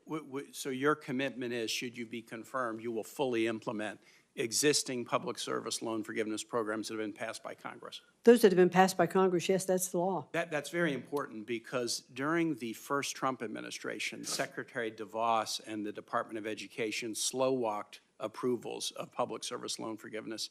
7,000 people over the course of 4 years were granted forgiveness under the programs. It was about a 3% acceptance rate of fully qualified applicants for public service loan forgiveness. During the Biden administration, more than 1 million applicants were approved for forgiveness, as was appropriate given the congressional directive, and more than 33,000 Virginia public servants were given public service loan forgiveness. If the Doge brothers or somebody else tells you we don't like these programs and we don't want you to implement them, I can count on you to stand up and fully implement them to benefit those who are entitled to the benefit by the congressional statute. Yes, because that's the law. Thank you for that. If there's no Department of Education, who will enforce the Individuals with Disabilities in Education Act? Well, I think that is something that I would very much like to understand more and look into. I mean, when IDEA was originally set up, it was under HEW, the Department of Health, Education, and Welfare. After the Department of Education was established in 1980, it shifted over there. I'm not sure that it's not better served in HHS, but I don't know. I haven't yet been able to be in, and if I'm confirmed, it is of high priority to make sure that the students who are receiving disability loans, disability funding, that is not impacted. It is incredibly important that those programs continue to be funded. My Virginia parents who have children with disabilities are highly, highly worried right now about the elimination of the Department of Education. Because the IDEA is about funding, and I know you've talked about that already, but it's also about enforcement. You would agree with me that there has to be vigorous enforcement of the requirements of IDEA. Well, I certainly agree that we want to make sure that that funding gets to those students and it's not defunding. I'm not asking about funding. I'm asking about enforcement Well, of the yes, provisions. the programs have to have accountability. All the programs do. What role do you think the federal government should play in addressing the national teacher shortage? Well, boy, that is a really critical issue, that we're not attracting and keeping our teachers. One thing I think we need to make sure of, and I'm not sure it's a federal government policy, because that really should be at the state level. How are we educating and teaching and training our teachers? How are we making sure that they have the supplies that they need in their classrooms? We need to make sure that the funding is proper in the states so that they can support teachers. Let me say a word about funding. Just in the first couple of weeks of the Trump administration, here's what they have done with respect to the teacher shortage. They've canceled grants going to jurisdictions, including jurisdictions in Virginia, on teacher training programs that have been designed to reduce teacher shortages. There's also a national priority that I'm sure you're familiar with, national board certification for teachers. It's kind of giving teachers the ability to sort of up their professional credentials, and often local governments and occasionally the federal government will give an incentive, a financial incentive for upping your credentials. The Trump administration canceled the grant that goes to the organization that administers national teacher certification. I get it that the primary responsibility for dealing with teacher shortages is at the state and local level. But the federal government has played an important role in this, and there are important ongoing initiatives to help states deal with it that this administration is canceling, suggesting that they don't really prioritize having highly qualified teachers standing up in front of every classroom. My time has expired. Thank you, Mr. Chair. Thank you. Senator Hawley. Thank you, Mr. Chairman. Mr. McMahon, thank you for being here. Nice to see you again. Let me just say this. The last 4 years have been, in many ways, absolutely hellacious for students on our college campuses. You had the last administration which issued federal rules, binding regulations that required our college campuses to put biological men into women's locker rooms. You've had multiple universities claiming the mandate, claiming the cover of the Biden administration, forcing women to accept biological men in women's sports. And so you've seen young woman after young woman denied basic safety in their changing facilities, for heaven's sake, basic safety in their dorm rooms, not able to play college sports. Now, I'm delighted that a federal court finally struck down this Biden administration rule back in January, just over a month ago. And President Trump issued a clear, strong, unequivocal executive order saying that Title IX will be enforced according to its terms, which is Title IX protects women's sports, it protects women on college campuses, no more men in women's locker rooms. This is a huge victory for common sense and the rule of law. My question to you is this: a number of universities, including some very prominent ones that love to call themselves elite, have said they're not going to follow that executive order. They're going to keep having men in women's locker rooms. They're going to try to get men in women's sports. What can be done to ensure that these colleges comply with the law and that women are safe on campus and that women are able to play sports without men interfering? Well, certainly, I agree with you that I was very happy to see that those restrictions on Title IX vacated, so that we are really back to what Title IX was originally established to do, and that was to protect sexual discrimination. And women should feel safe in their locker rooms. They should feel safe in their spaces. They shouldn't have to be exposed to men undressing in front of them. I think I heard one person the other day say, well, the guys just should hold the shower curtain in front of them so that they aren't exposing themselves. I mean, Really, that's just not what we should be doing. We want to make sure that Title IX, which is the law, is enforced.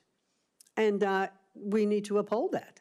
Will you investigate those universities that are not complying with Title IX, that are not complying with the president's executive order? These universities are absolutely getting federal funds from this department, the department that you're going to run if and when you are confirmed, and I believe you will be. Will you investigate those universities and give them an ultimatum? Either they need to comply with the law, they need to follow the law of Title IX, they need to follow the rules issued by this administration, your department, or no federal funding. I mean, will you make sure that that the law is enforced? Yes, we will make sure the law is enforced. Very good. Let me ask you about... The senator will suspend. The committee will come to order. Capitol Police are asked to remove the individual from the hearing room. Members of the audience are reminded that disruptions will not be permitted while the committee conducts its business. The senator will resume. Don't worry, Ms. McMahon, it's me, it's not you. It's all right, that effect. Let me ask you about something else that's happened on our campuses in the last 4 years, the wave of anti-Semitism that we've seen, particularly after October 7th with the attacks on Israel.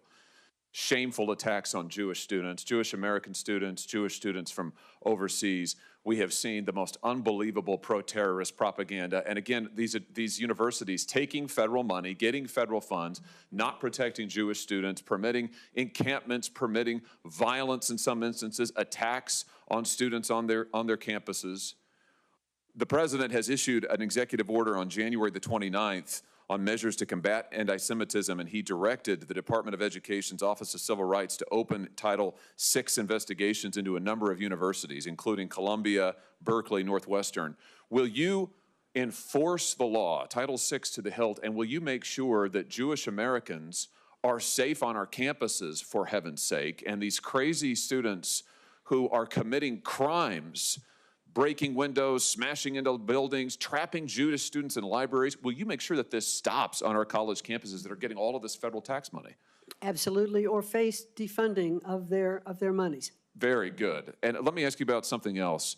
For students who have come to this country on a student visa, and as you know, that's a lot of people on our college campuses. For students who are here on a student visa, who have threatened their fellow students, threatened Jewish students, who have supported terrorist organizations, who have broken our law by trespassing or vandalism or acts of violence against Jewish students, will you see that those students, that their visas are revoked and they are sent home and they're not allowed to stay on our campuses under cover of our laws, committing crimes and threatening our own students? Will you return some common sense to our campuses in this way? Yes. Fantastic.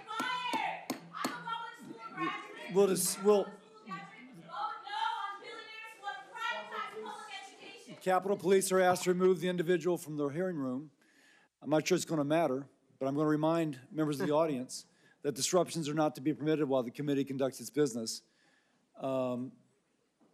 Please show people the regard you would have them show yourself if you're in this role.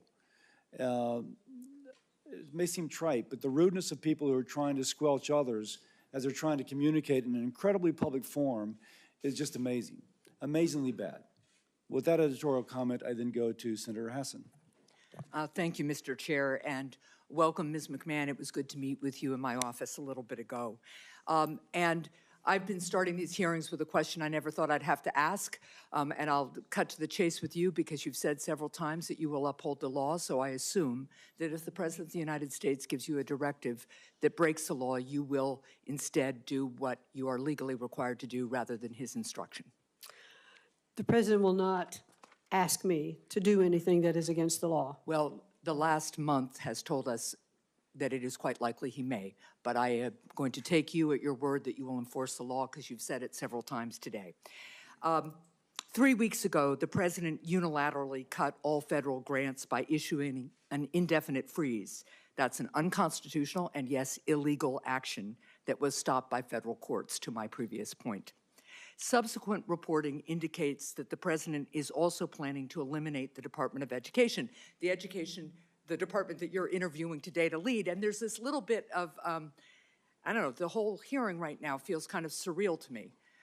It's almost like we're being subjected to a very elegant gaslighting here, because Senator Hawley just asked you, and you talked about the need to enforce protections for Jewish students on college campuses, but the very department where the enforcement would take place is the Department of Education, and he wants to eliminate it, and you say you will work with him to do that. Similarly, you've talked about the importance of apprenticeships and other kinds of career and technical education, really important. There's bipartisan support for that here. The Republicans are in charge. We have bipartisan bill after bipartisan bill. We could go right forward with it, but there's this discussion as if we haven't made any progress on that, and there's somehow a partisan divide about that. So I'd encourage you to look into that. But I want to talk a little bit about why the Department of Education is so important. It plays a critical role in making sure that students, regardless of their zip code, race, gender, disability, or family circumstance, have access to a quality public education. It was established because Congress recognized that the country has a compelling interest in ensuring that all of our kids become self-sufficient members of our workforce and our civil society. New Hampshire schools rely on federal funding of about $2,000 per student to provide that public education. What would you say to parents in my state who are concerned about the president's attempt to cut all federal funding to New Hampshire and to eliminate the Department of Education? Are you telling parents that their children should lose access to special education services, for example, or lose access to trained teachers or school nurses? Well, thank you, Senator, very much. Let me just object to one point, and that is that, the residents in the state of New Hampshire should not be concerned that federal funding is going to be removed from their schools. How they get that federal funding may change. My time is limited. What department do you suggest would then administer that funding? Which funding? The special education funding. Special education, I think it could very well go back to HHS, where it started. All right, so I just want to be clear, you're going to put special education in the hands of Robert F. Kennedy Jr. Now, I want to talk about IDEA a little bit more. I want to turn to a specific issue regarding the president's plan to eliminate the Department of Education. What does the Individuals with Disabilities Education Act promise? It promises that we're going to take care of these students, that they're going to be provided with assistance that they have in the schoolrooms, the technology that they need, the assistance, and you and I talked a little bit about that with your own child. IDEA guarantees children with disabilities a free, appropriate education. What is the federal investment promised to states under IDEA? What's it supposed to be? In terms of dollar amounts? Yeah. I'm not sure. The federal government committed back in 1975 when it passed IDEA to pay 40% of the average per pupil expenditure for special education. You know what what the federal government actually does? I think it's around 14 to 18% at this point. It's about 15%. But it's an appropriated amount from Congress, though, and so Congress needs to appropriate those dollars to spend. That's right, but the President of the United States is proposing, and the Republicans in Congress are proposing massive tax cuts for billionaires, and they're trying to pay for it by massive cuts to education and other services. And just so you know, New Hampshire would lose $60 million in IDEA funding if IDEA were eliminated. My time is almost up. I'm just going to say this. The reason the Department of Education came about in about 1975, IDEA was passed in 1975. 1979 was the department. And Mr. Chair, I'll take just a second here. But people need to understand, people like my son, we talked about him. Before IDEA, before the Department of Education existed, state and local schools did not educate these kids. They barred them from the classrooms. These kids were institutionalized and abused. There is a reason that a Department of Education and IDEA exists, and it is because educating kids with disabilities can be really hard. And it takes the national commitment to get it done. And that's why so many people are so concerned about this proposal to eliminate the department, because they think kids will once again be shoved aside, and especially kids with disabilities. Thank you, Mr. Chair. Thank you. Senator Scott. Thanks, sir. One of the things that you and I had an opportunity to talk about a number of months ago, I actually believe that competition does, in fact, increase the production as well as improve the outcome. Typically, whether it's private sector, frankly, public education, I think competition is a key component to making things better and typically cheaper. I think charter schools is a classic example of that. Typically speaking, some of the most successful schools in the country, think about Success Academies in New York City, where you have 83% minorities who are consistently ranked in the top 5 high schools in the state because all kids have high potential of learning. I think that we need to make sure that every parent has choice so that the kids have the best chance at life. By the way, I think that public schools are part of school choice from my perspective. Public schools, private schools, charter schools, virtual schools, homeschool. I want the parents to make that choice because they care the most about their kids. I know some people think it's the teachers' unions. I think it's the parents. I'd love to hear your thoughts. I'm sorry. I'd love to hear your thoughts. Oh, absolutely. I agree that competition is, I think, very key. When I first started to take a look at education, I was reading the Sunday morning paper in Greenwich, Connecticut, and I saw that public schools in Greenwich, Connecticut were not meeting the levels of No Child Left Behind. And I couldn't understand that. One of the richest communities in the country, how could there be this kind of achievement gap between students, from lower income areas to upper income areas? And so I tried to meet with the superintendent to talk about that article. I couldn't meet with her. I eventually talked to the governor. And the governor said to me, if you're really interested, let me introduce you to some people. And she did. And I started talking to the folks who were developing charter schools in Connecticut, a woman named Daisha Toll, and I visited those schools, and I saw how much better those children were performing. They were rapidly coming up to grade level reading and doing math. They were teaching differently. And I thought, this is a real opportunity. This was a charter school, which is a public school. Yes. And in the state of Connecticut, it's not fully funded. The facility is not provided. And so it's a public-private partnership to make sure that these schools are offering choice and competitiveness. So we saw it was clear evidence how those schools provided an opportunity for students to succeed. Awesome. You only have 2 minutes left. That was a quick, maybe I have as much time as I want. I'll be the chair for a few minutes. That's great. Oh, my goodness gracious. Never mind. I didn't see that hammer you had there. So back in 2017, I started working on creating a definition in higher education for anti-Semitism. I thought then that we were seeing a little uptick, and having been raised in the Deep South, I'm familiar with discrimination and the challenges that come with, unfortunately, the color of people's skin and or the religious beliefs. And if you look at the level of hate that we've seen recently on college campuses towards our Jewish students, I find it disgusting, frankly. I hope that you will commit to investigating reports of anti-Semitism to the full extent of the law, especially on college campuses around this country. Yes, absolutely. There should be no discrimination of any form, but, I fully believe that there should be First Amendment protection for discourse and for freedom of speech. But when you become involved in activities that are actually endangering the students that are on campus, then that is not what should happen. And those schools that accept federal funding that allow that to happen should face defunding. Thank you. And my last question, I know that many of us on my side of the aisle think that DEI is about power more than it is about anything else.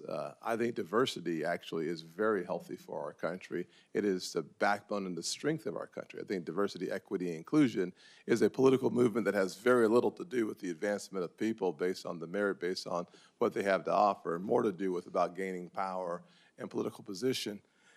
President Trump and I worked a lot on HBCUs, historically black colleges and universities. He was able to take that funding to the highest level in the history of the country. He was the first president and the only president to make that funding permanent.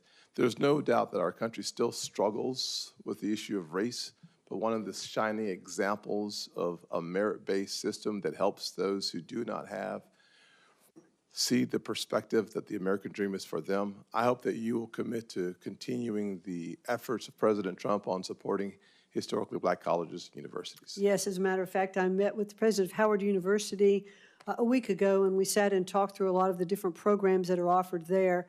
And I was very impressed, and I understand that I believe that I'm an honorary Board of Regent member. That may not be the right description by virtue of if I am confirmed as the Secretary of Education, and I look forward to continuing those programs. And with my last 5 minutes?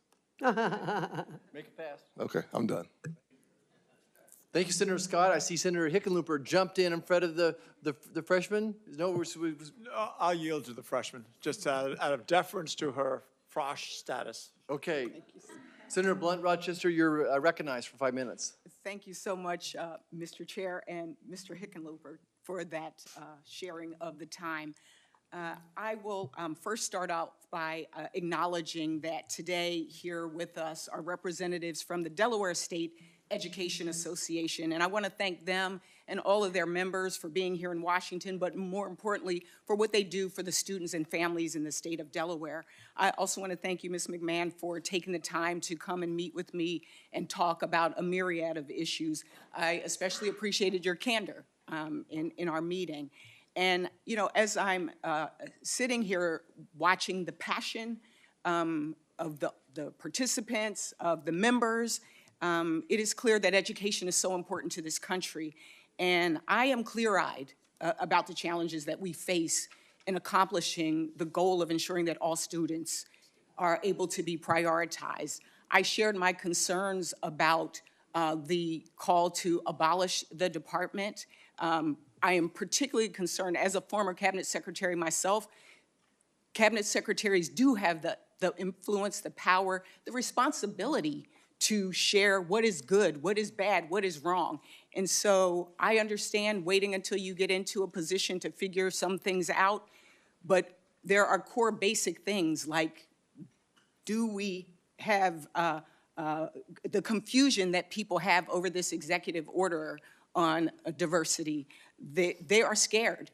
The fact that school kids are afraid to come to school, maybe because of their status, you know, we're hearing all kinds of stories, and that's why this hearing is so important. That's why this position is so important. And I'm just a little confused because part of the reason why it was created was because in HEW, children were buried into these big departments. Why do you think that a department that is focused and that really is dealing with children, whether it's civil rights, disability, providing the checks and balances, why do you think that it is better to stick the functions of dealing with children with disabilities in a huge department that will not have the same priority? Thank you very much, Senator, for that question. The bottom line is because it's not working. Department of Education was set up in 1980, and since that time we have spent almost $1 trillion, and we have watched our performance scores continue to go down. I do believe that it is a responsibility to make sure that our children do have equal access to excellent education. I think that that is best handled at the state level, closest to the states, working with state administrators, teachers, parents, who should have input into their curriculum. I have only 2 minutes, and I just want to follow up. Do you believe that any school benefiting from taxpayer dollars should be required to follow federal civil rights laws? Schools should be required to follow the laws. Anybody getting taxpayer dollars. And so that's good. So private schools should not be able to turn away a student with a disability or a student based on their religion or their ethnicity or race. Well, private schools aren't taking federal dollars. But I'm saying, so they have the ability to say that if they do not believe that they receive them. Well, if they believe that they cannot best serve that student and they're not taking federal dollars, then they have the right not to accept that student. But I'm speaking specifically when we talk about, there's a lot of conversation about vouchers. If private schools take federal dollars, can they turn away a child based on a disability or religion or race? Well, I think that there are also some public schools who are saying that they don't have the. Really just a yes or no? No, it's not. It really isn't. For me, if you want to If you- follow up, because I'm kind of running out of time. Okay, I'd be happy to follow, and I'd look forward to following up with you to discuss that. Thank you very much. Okay, because this is one of the big concerns that we hear about. Also, I believe that as a country, as I said, we've benefited from checks and balances. It's a hallmark. If you're concerned, how would you defend the rights of all students if state and local governments are unable or won't address violations of students' civil rights? For example, how will you intervene if a student is being bullied or harassed on the basis of race or disability? Well, certainly, civil rights, are the rights of everyone. And so we'd want to make sure that our schools are enforcing. The bullying shouldn't happen anywhere. No child should be made to feel uncomfortable. So it is, but the Department of Education does not control that from Washington. Would you put this in the when we talked, you mentioned the Department of Justice. Would you move this to the Department of Justice? Well, one of the things that we talked about, as I said this morning, that I think there may be more appropriate places that maybe the Department OCR that is currently in the Department of Education is better served in the Department of Justice, where they have civil rights attorneys as well. But I don't know those things yet. If I'm confirmed, I look forward to getting in and really digesting and understanding where all of these particular aspects need to fit to best serve our students. That's the goal. It's to protect our students. I look forward to following up. You can understand there is a lot of distrust based on people's motivations in just the past few weeks. I think that's why you're seeing all of what you've seen in this audience today in terms of participation of the folks here. This is important. Our students are important, as you know. And so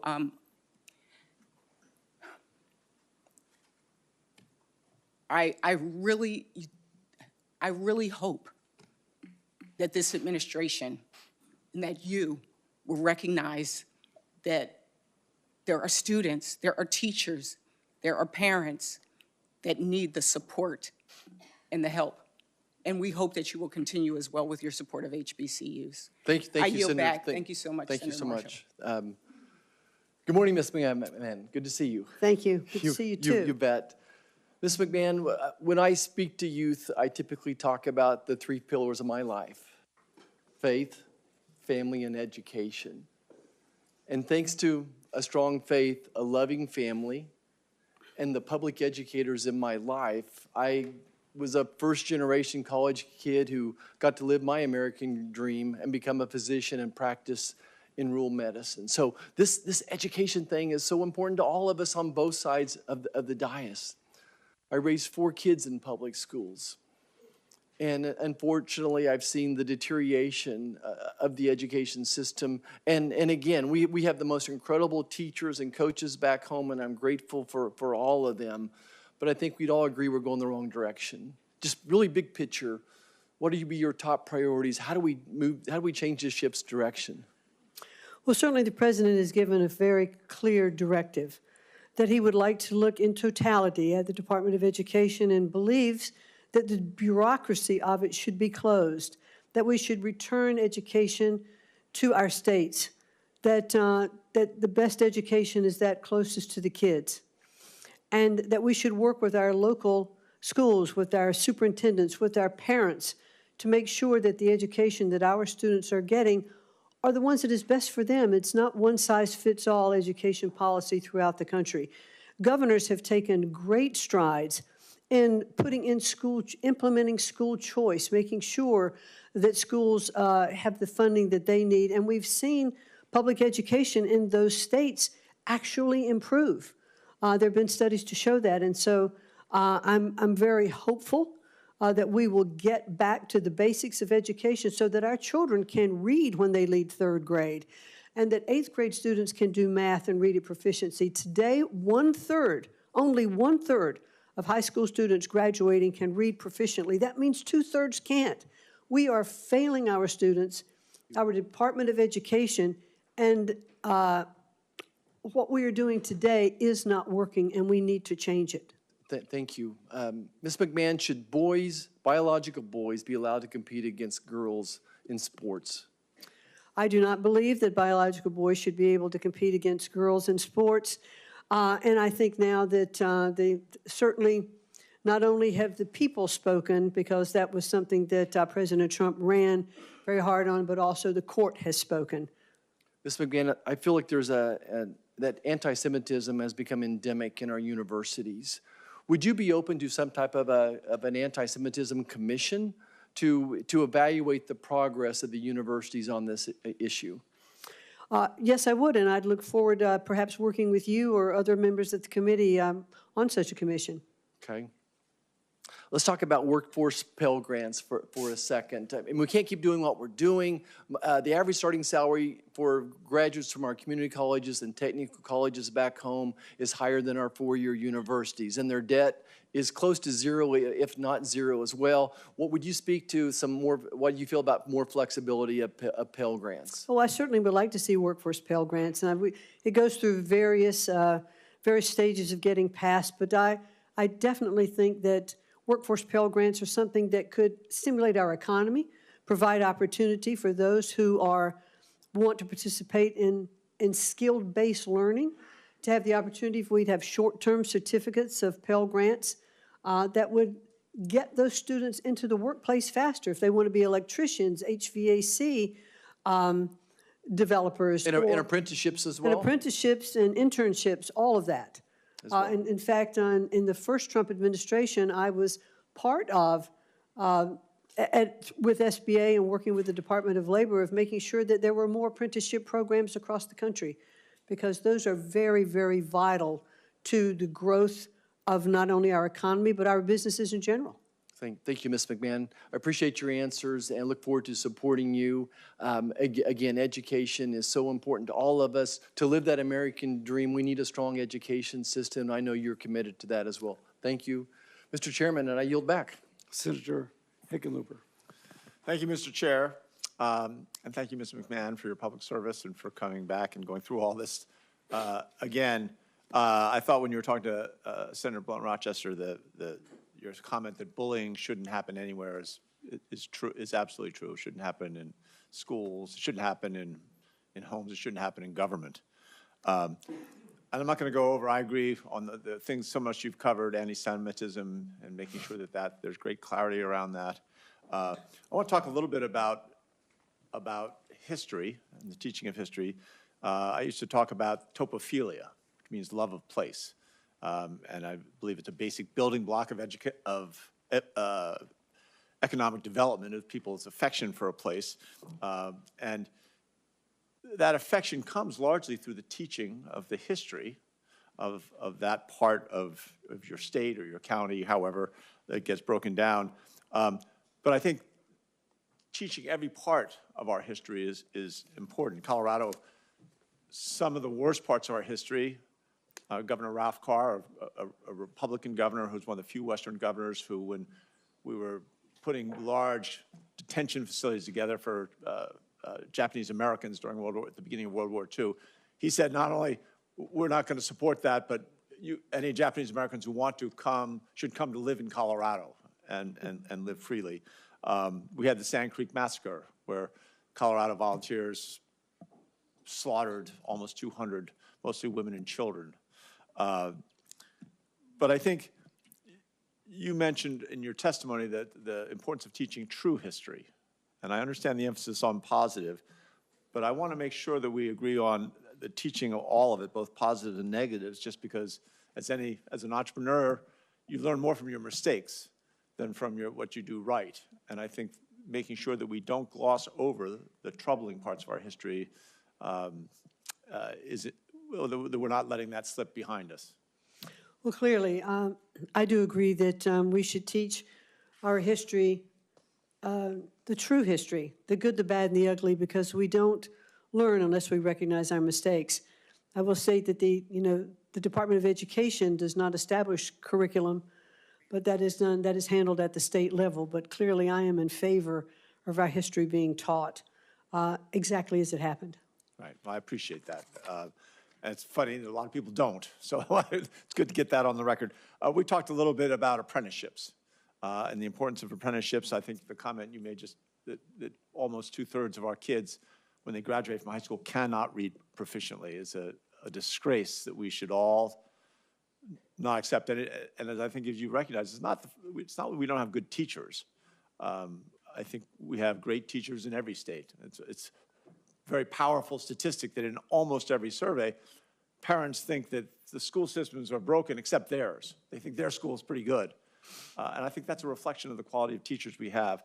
But this notion that everybody should go to college, I think is prevalent and persistent. You know, that you've talked about the importance of alternative career pathways. When you were in the office, we discussed this. You know, one of the major issues we hear on trying to push apprenticeships, not just to trades and not adult apprenticeships at 18, but 16, 17, 18-year-olds while they're in high school going and working a couple days a week in an insurance company, could be a law firm, anywhere, but learning what a job place looks like, coming back to school and learning things that might make them more successful there. One of the problems is that type of an apprenticeship, so many of the academic advisors are just focused on that 4-year college track. And that's what the parents are kind of expecting. They may not even realize what apprenticeships are around there. What can you do as Secretary of Education to share with high schools all across America that these other alternative pathways are available? Well, certainly I've been on the record even when I ran for the Senate in the state of Connecticut. I ran twice and didn't win, but I always talked about how we needed skills in our country that we did not have the trades that we need to have today. But I also talked about how parents, I think, are encouraging their children only to go to college and not necessarily recognizing that there are other avenues that those children could pursue. I clearly was a parent who were pushing both my children to go to college, but I realize today that there are other opportunities for students to succeed and enter into a pathway that they will be successful in their lives. So I think apprenticeships, internships, working the public-private sector to make sure that we have our curriculum that is designed for the needs of the communities and business. I think that's incredibly important. It's one of the things that we've striven to do at Sacred Heart University that I sit on the board of education. What are the needs of the community, and how can that curriculum be structured to satisfy that need? And that's, I think, critically important. Great, and we're out of time. Of course, I've got millions more questions. Maybe we'll continue that discussion. I appreciate you being open about not wanting to end the Department of Education completely, and not your willingness to look at Pell Grants on a larger scale. Thank you. Senator Banks. Thank you, Mr. Chairman. Just as a side note, I'm struck by the outburst of some of the protesters in the room, and a number of them have told us that they're teachers. Can you imagine them teaching, these people teaching our kids in classrooms across America, and they come here and act like children with outbursts and try to prevent us, in an attempt to prevent us from doing our job to move you forward, to do the important work that you have to do.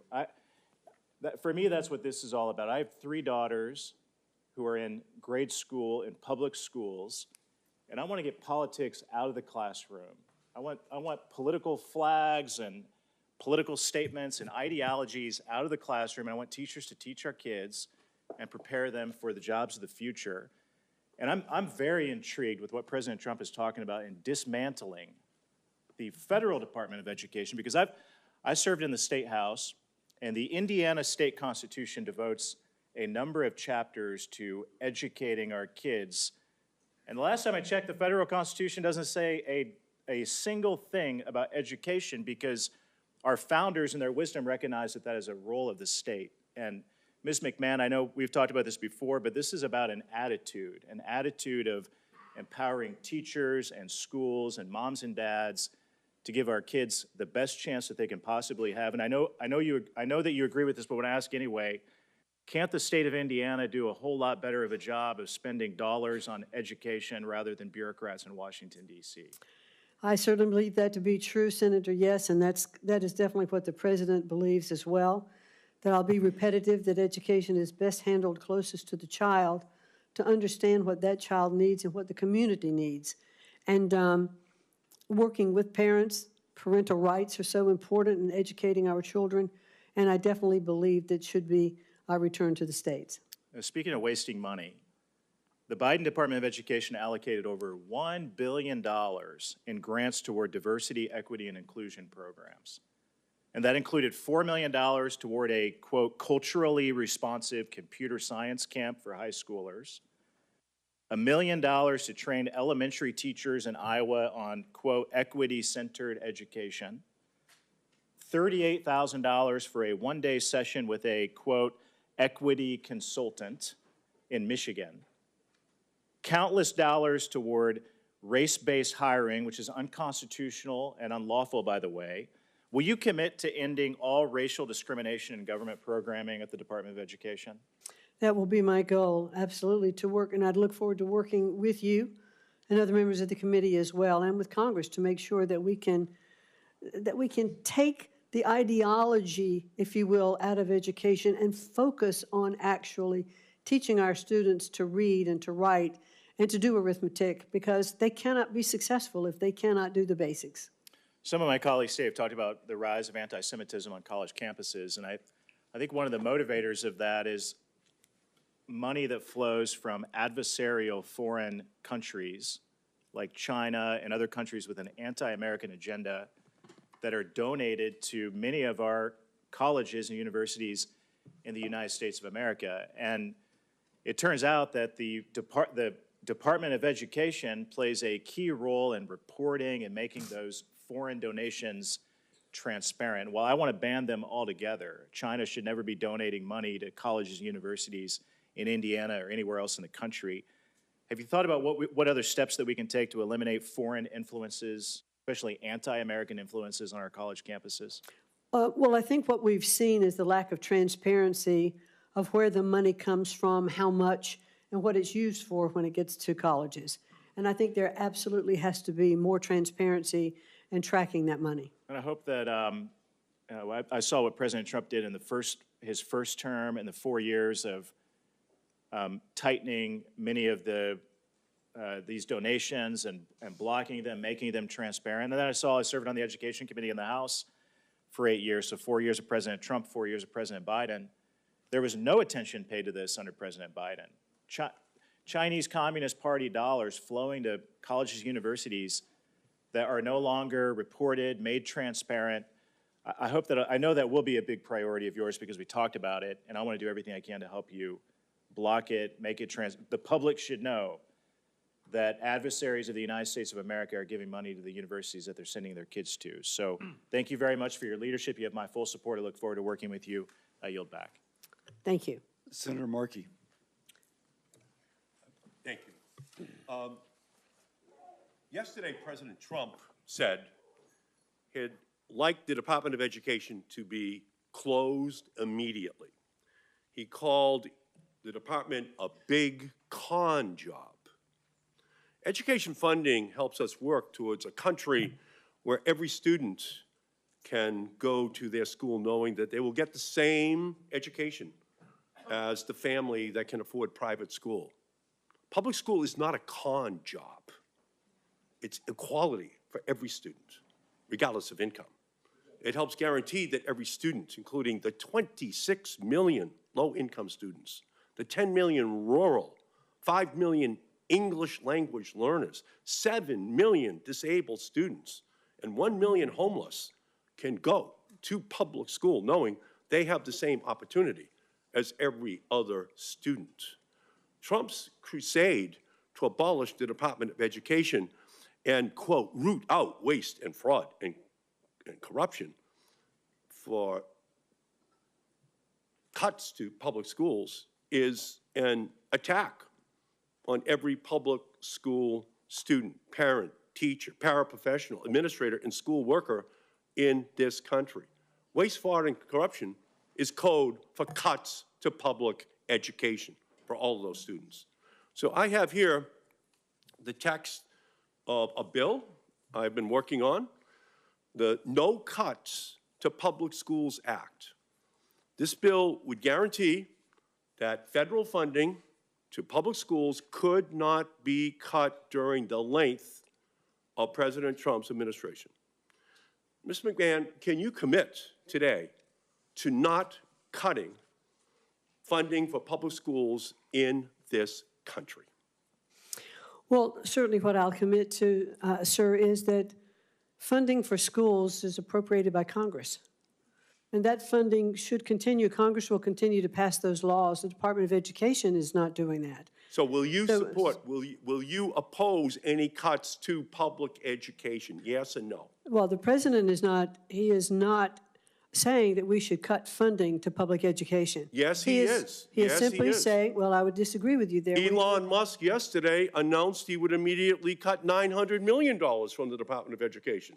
And he stood right next to Trump and made that very clear. So the answer I'm looking for, by the way, is a yes. I will fight to make sure that public funding is not cut, because that announcement was just made, the $900 million cut, and we know that's just a down payment to gut the education of every public school student in America.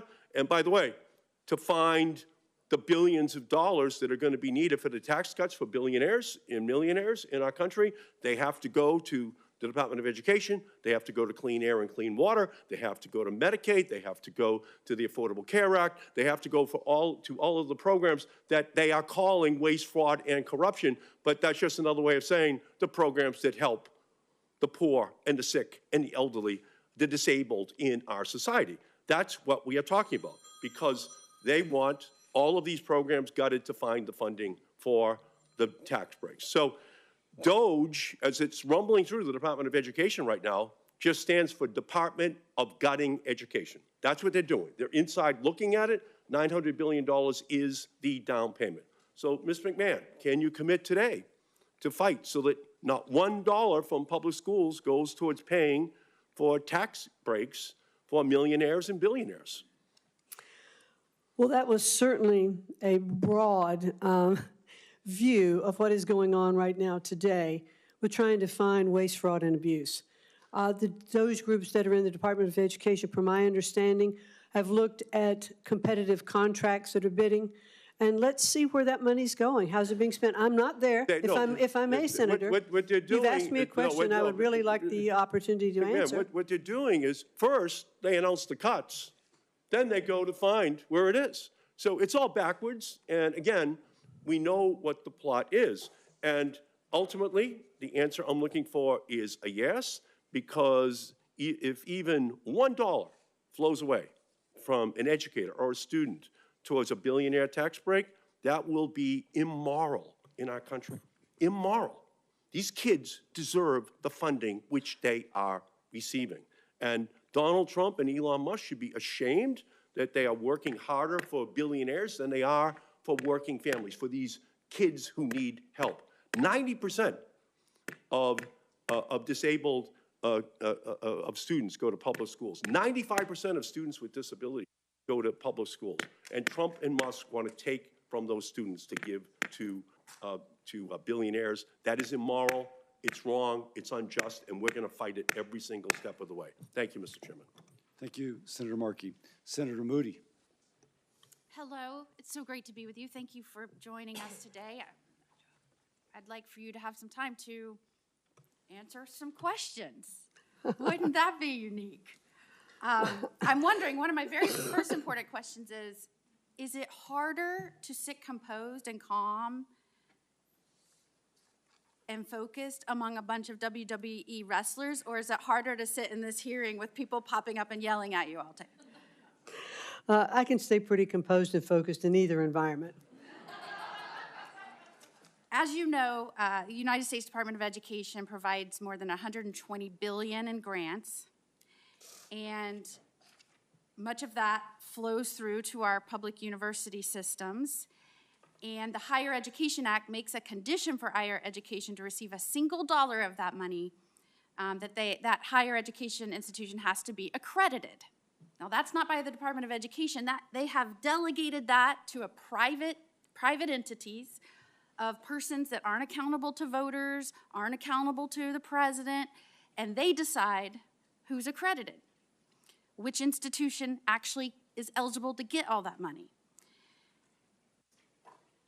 In Florida, we have had the experience that our post-secondary institutional accreditor, the Southern Association of Colleges and Schools Commission on Colleges, also known as SACS, has decided that it will threaten that accreditation, meaning threaten our federal funding, if we even suggest that maybe a former policy leader, lawmaker, conservative might go into leadership in a university. Or one of my dear friends, Senator Scott, former Governor Scott, had suggested that he was going to go on campus and speak about hazing.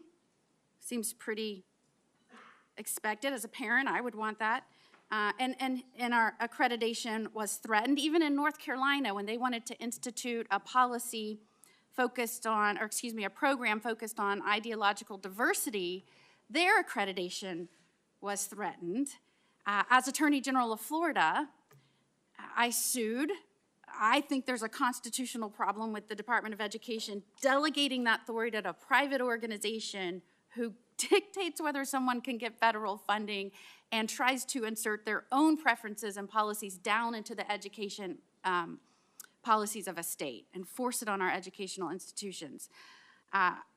So I wanted to talk to you a little bit about that today. I don't think it's just frustrated Florida. I think, yes, we were one of the first states to stand up and fight and go to court and try and stop that. But a lot of the themes that you're hearing, especially with some of the nominees, are we're trying to stop unelected bureaucrats or unelected people in these private organizations that have been either getting a lot of authority or a lot of federal money pushing policies into the states, and we don't think that's right. So I wanted to talk to you. Do you think that's right? No, I don't think that's right. And if you're confirmed, which I expect that you will be, and I hope that you are, I'm very impressed not only with your some of your educational participation in your own state, but your managerial experience. I think we need that right now.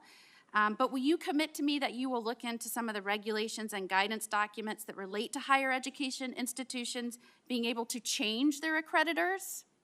Yes, definitely, and I'd look forward to working with you on that. And there's been a lot of issues raised about these 5 to 7 accreditors that are the ones that are deciding these fates today, and I think that needs to have a broad overview and review. It may be that we have to look at the accreditation process, and as Congress, we might need to amend the Higher Education Act to make them more accountable. But I do believe, and we're still in litigation, I say we, I'm trying to change hats now as Senator Moody, but Florida is still in litigation about this issue because I do think it's a constitutional problem for an agency to delegate that kind of authority over to a private organization. And I think a lot of that delegation is really where you're seeing states getting frustrated, people getting frustrated, because in these agencies and in these private organizations, you're seeing an ideological agenda, a policy-driven agenda, and people that are willing to implement it, whether they have the authority or not. And I believe that is where you're seeing so much frustration and why you saw such an overwhelming expectation that this president change things. And I think you're going to help him do that. And I, for one, am looking forward to that. Thank you, Chairman. Thank you very much. Thank you, Senator Moody. Now it is Senator Kim's turn. Yeah, thank you, Chairman. Thank you for coming before us. I guess I just wanted to jump in. I've heard a couple times you mentioned that you believe that Congress would need to be involved if there is an effort to abolish the Department of Education. That's right? Correct. Do you know if President Trump shares that sentiment? I've heard President Trump recently, over the last couple of weeks, in conjunction with his fervor to shut down the bureaucracy of the Department of Education, he has also stated that he will work with Congress to make that happen. Do you know if Elon Musk, have you had any conversations with him about the Department of Education? Him I have or not. his team? Why I raise this is that, I just came from another hearing that was talking about foreign assistance, talking about USAID. USAID is another element of our federal government that was codified by Congress, and we see an effort there to dismantle it. Not fully abolish it, but dismantle it basically down to about 600 people. Gut everything, put it under the State Department. So I guess I wanted to just ask you, if something like that was proposed by the Trump administration for the Department of Education, does that have to come to Congress? Certainly, there are departments that I believe that are in the Department of Education by statute, and those have to be looked at. And what, Could they be moved? what elements of the Department of Education are those that are protected by statute? I believe IDEA is. I think Title I is. And I'd like to discuss that, look into it and discuss it more fully with you. But for those that are not codified by statute, you're saying those are ones that the executive branch can do as they please? Well, I think that I would like to look into that more. Why I kind of mentioned this as well is that, just in the first couple of weeks here, we had a lot of conversation about the surge of anti-Semitism, our strong support and making sure we're protecting students from that type of harassment, from that type of intimidation.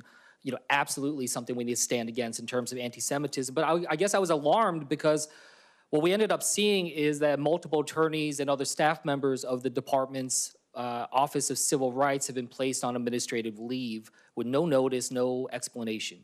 And some of them were in the process of investigating cases directly related to anti-Semitic harassment. So I guess I wanted to just ask you, is that something you would support? Do you think that that's the right actions that we should be taking at this time that we see such a surge in anti-Semitism?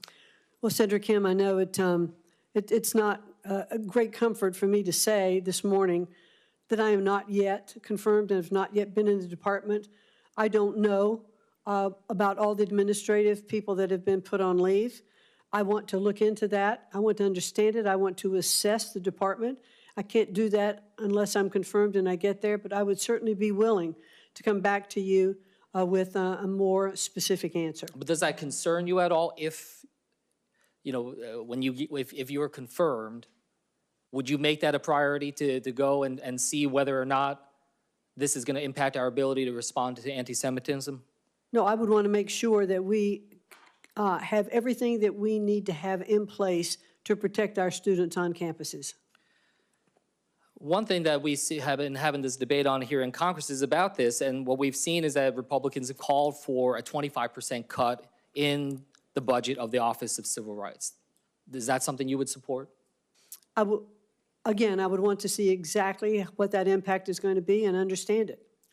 Look, I guess I'm frustrated because I feel like this is such a clear place where we can just say, yes, we want to make sure we have as much resources as possible to be able to fight anti-Semitism, to make sure that we're addressing these needs of such a surge. When we see a surge in anti-Semitism, of course we would want a surge in resources to focus on that. So I just wanted to raise that because this whole debate that we're having right now, it feels like it's untethered from just the reality on the ground.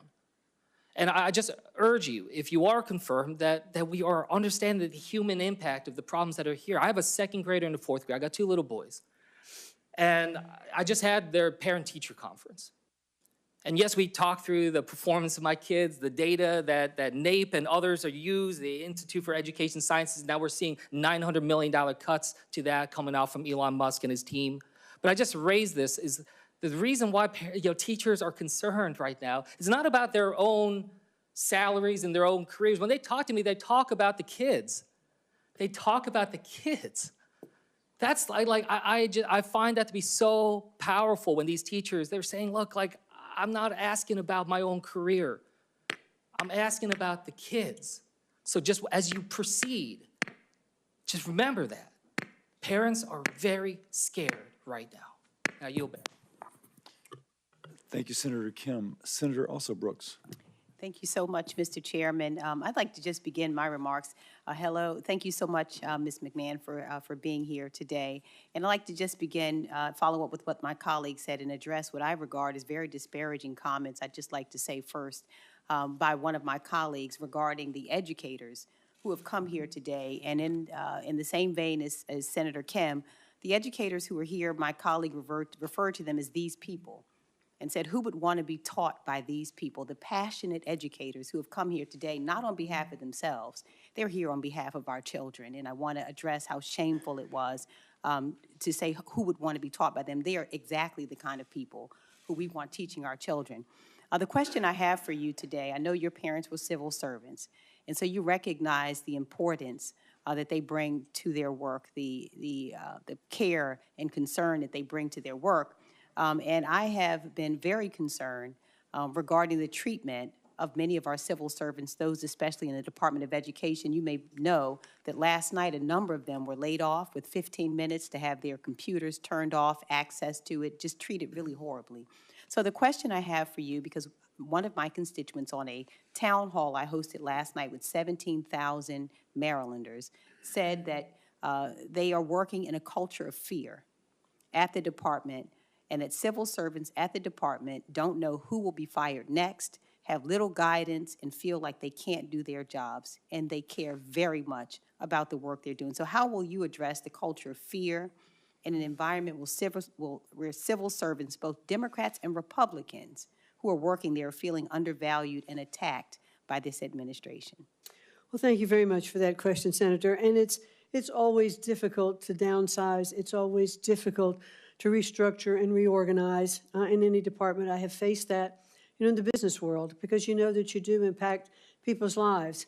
But at this particular point, I know that there are people that are being placed on administrative leave, which means they are still receiving full benefits and salary while their jobs are being looked at and how the department is being evaluated overall. I think people should always be treated with respect and with humility.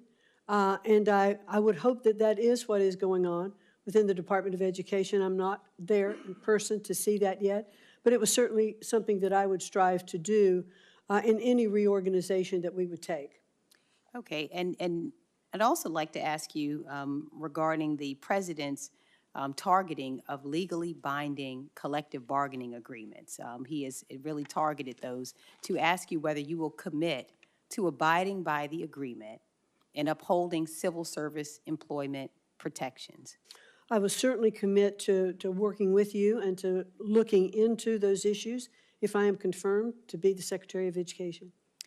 And also to ask you whether you will commit to ensuring that federal workers with disabilities, many of them are very concerned about whether they will continue to have reasonable accommodations as required by law. Well, as required by law is the key phrase there, yes. Okay, well, in the same vein, there are some who are concerned about being forced now to reapply for accommodations. These are people who have had those accommodations given to them, and they're being told now that they must reapply for those accommodations with their supervisors. And so will you commit that the department's civil servants with disabilities will have their reasonable accommodations honored without interference or delay? I'll certainly commit, if I'm there and confirmed, to look into all of those and to get back to you. Okay. And finally, I'd like to ask you regarding the freezing of funds. If you are confirmed, would you support any directive from the President to freeze funds that have been appropriated by Congress, including funds that students and families rely on to pay for college?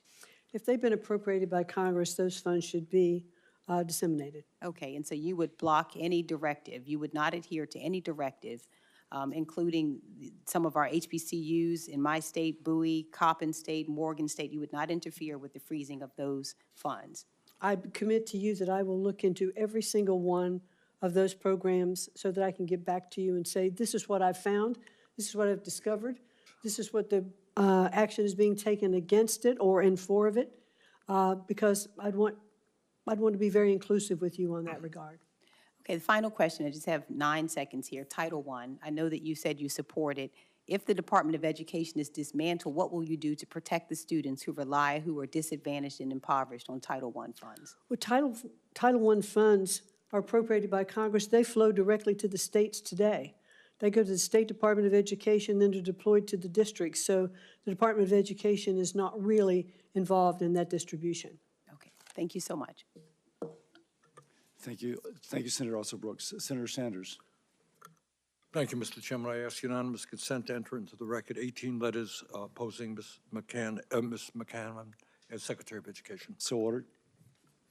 I will now conclude, but let me first say that the Capitol Police are requesting that the audience remain seated until Ms. McMahon leaves. So just to first say that.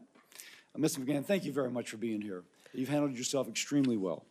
I now ask for unanimous consent to enter into the record 55 letters of support for Ms. McMahon's nomination.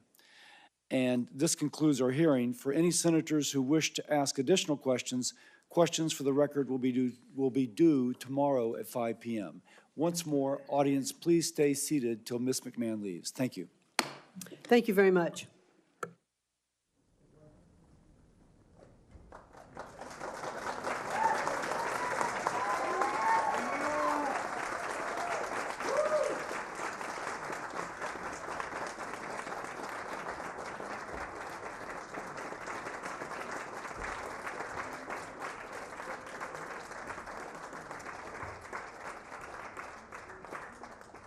Maybe I should have said stay in place as opposed to stay seated. So,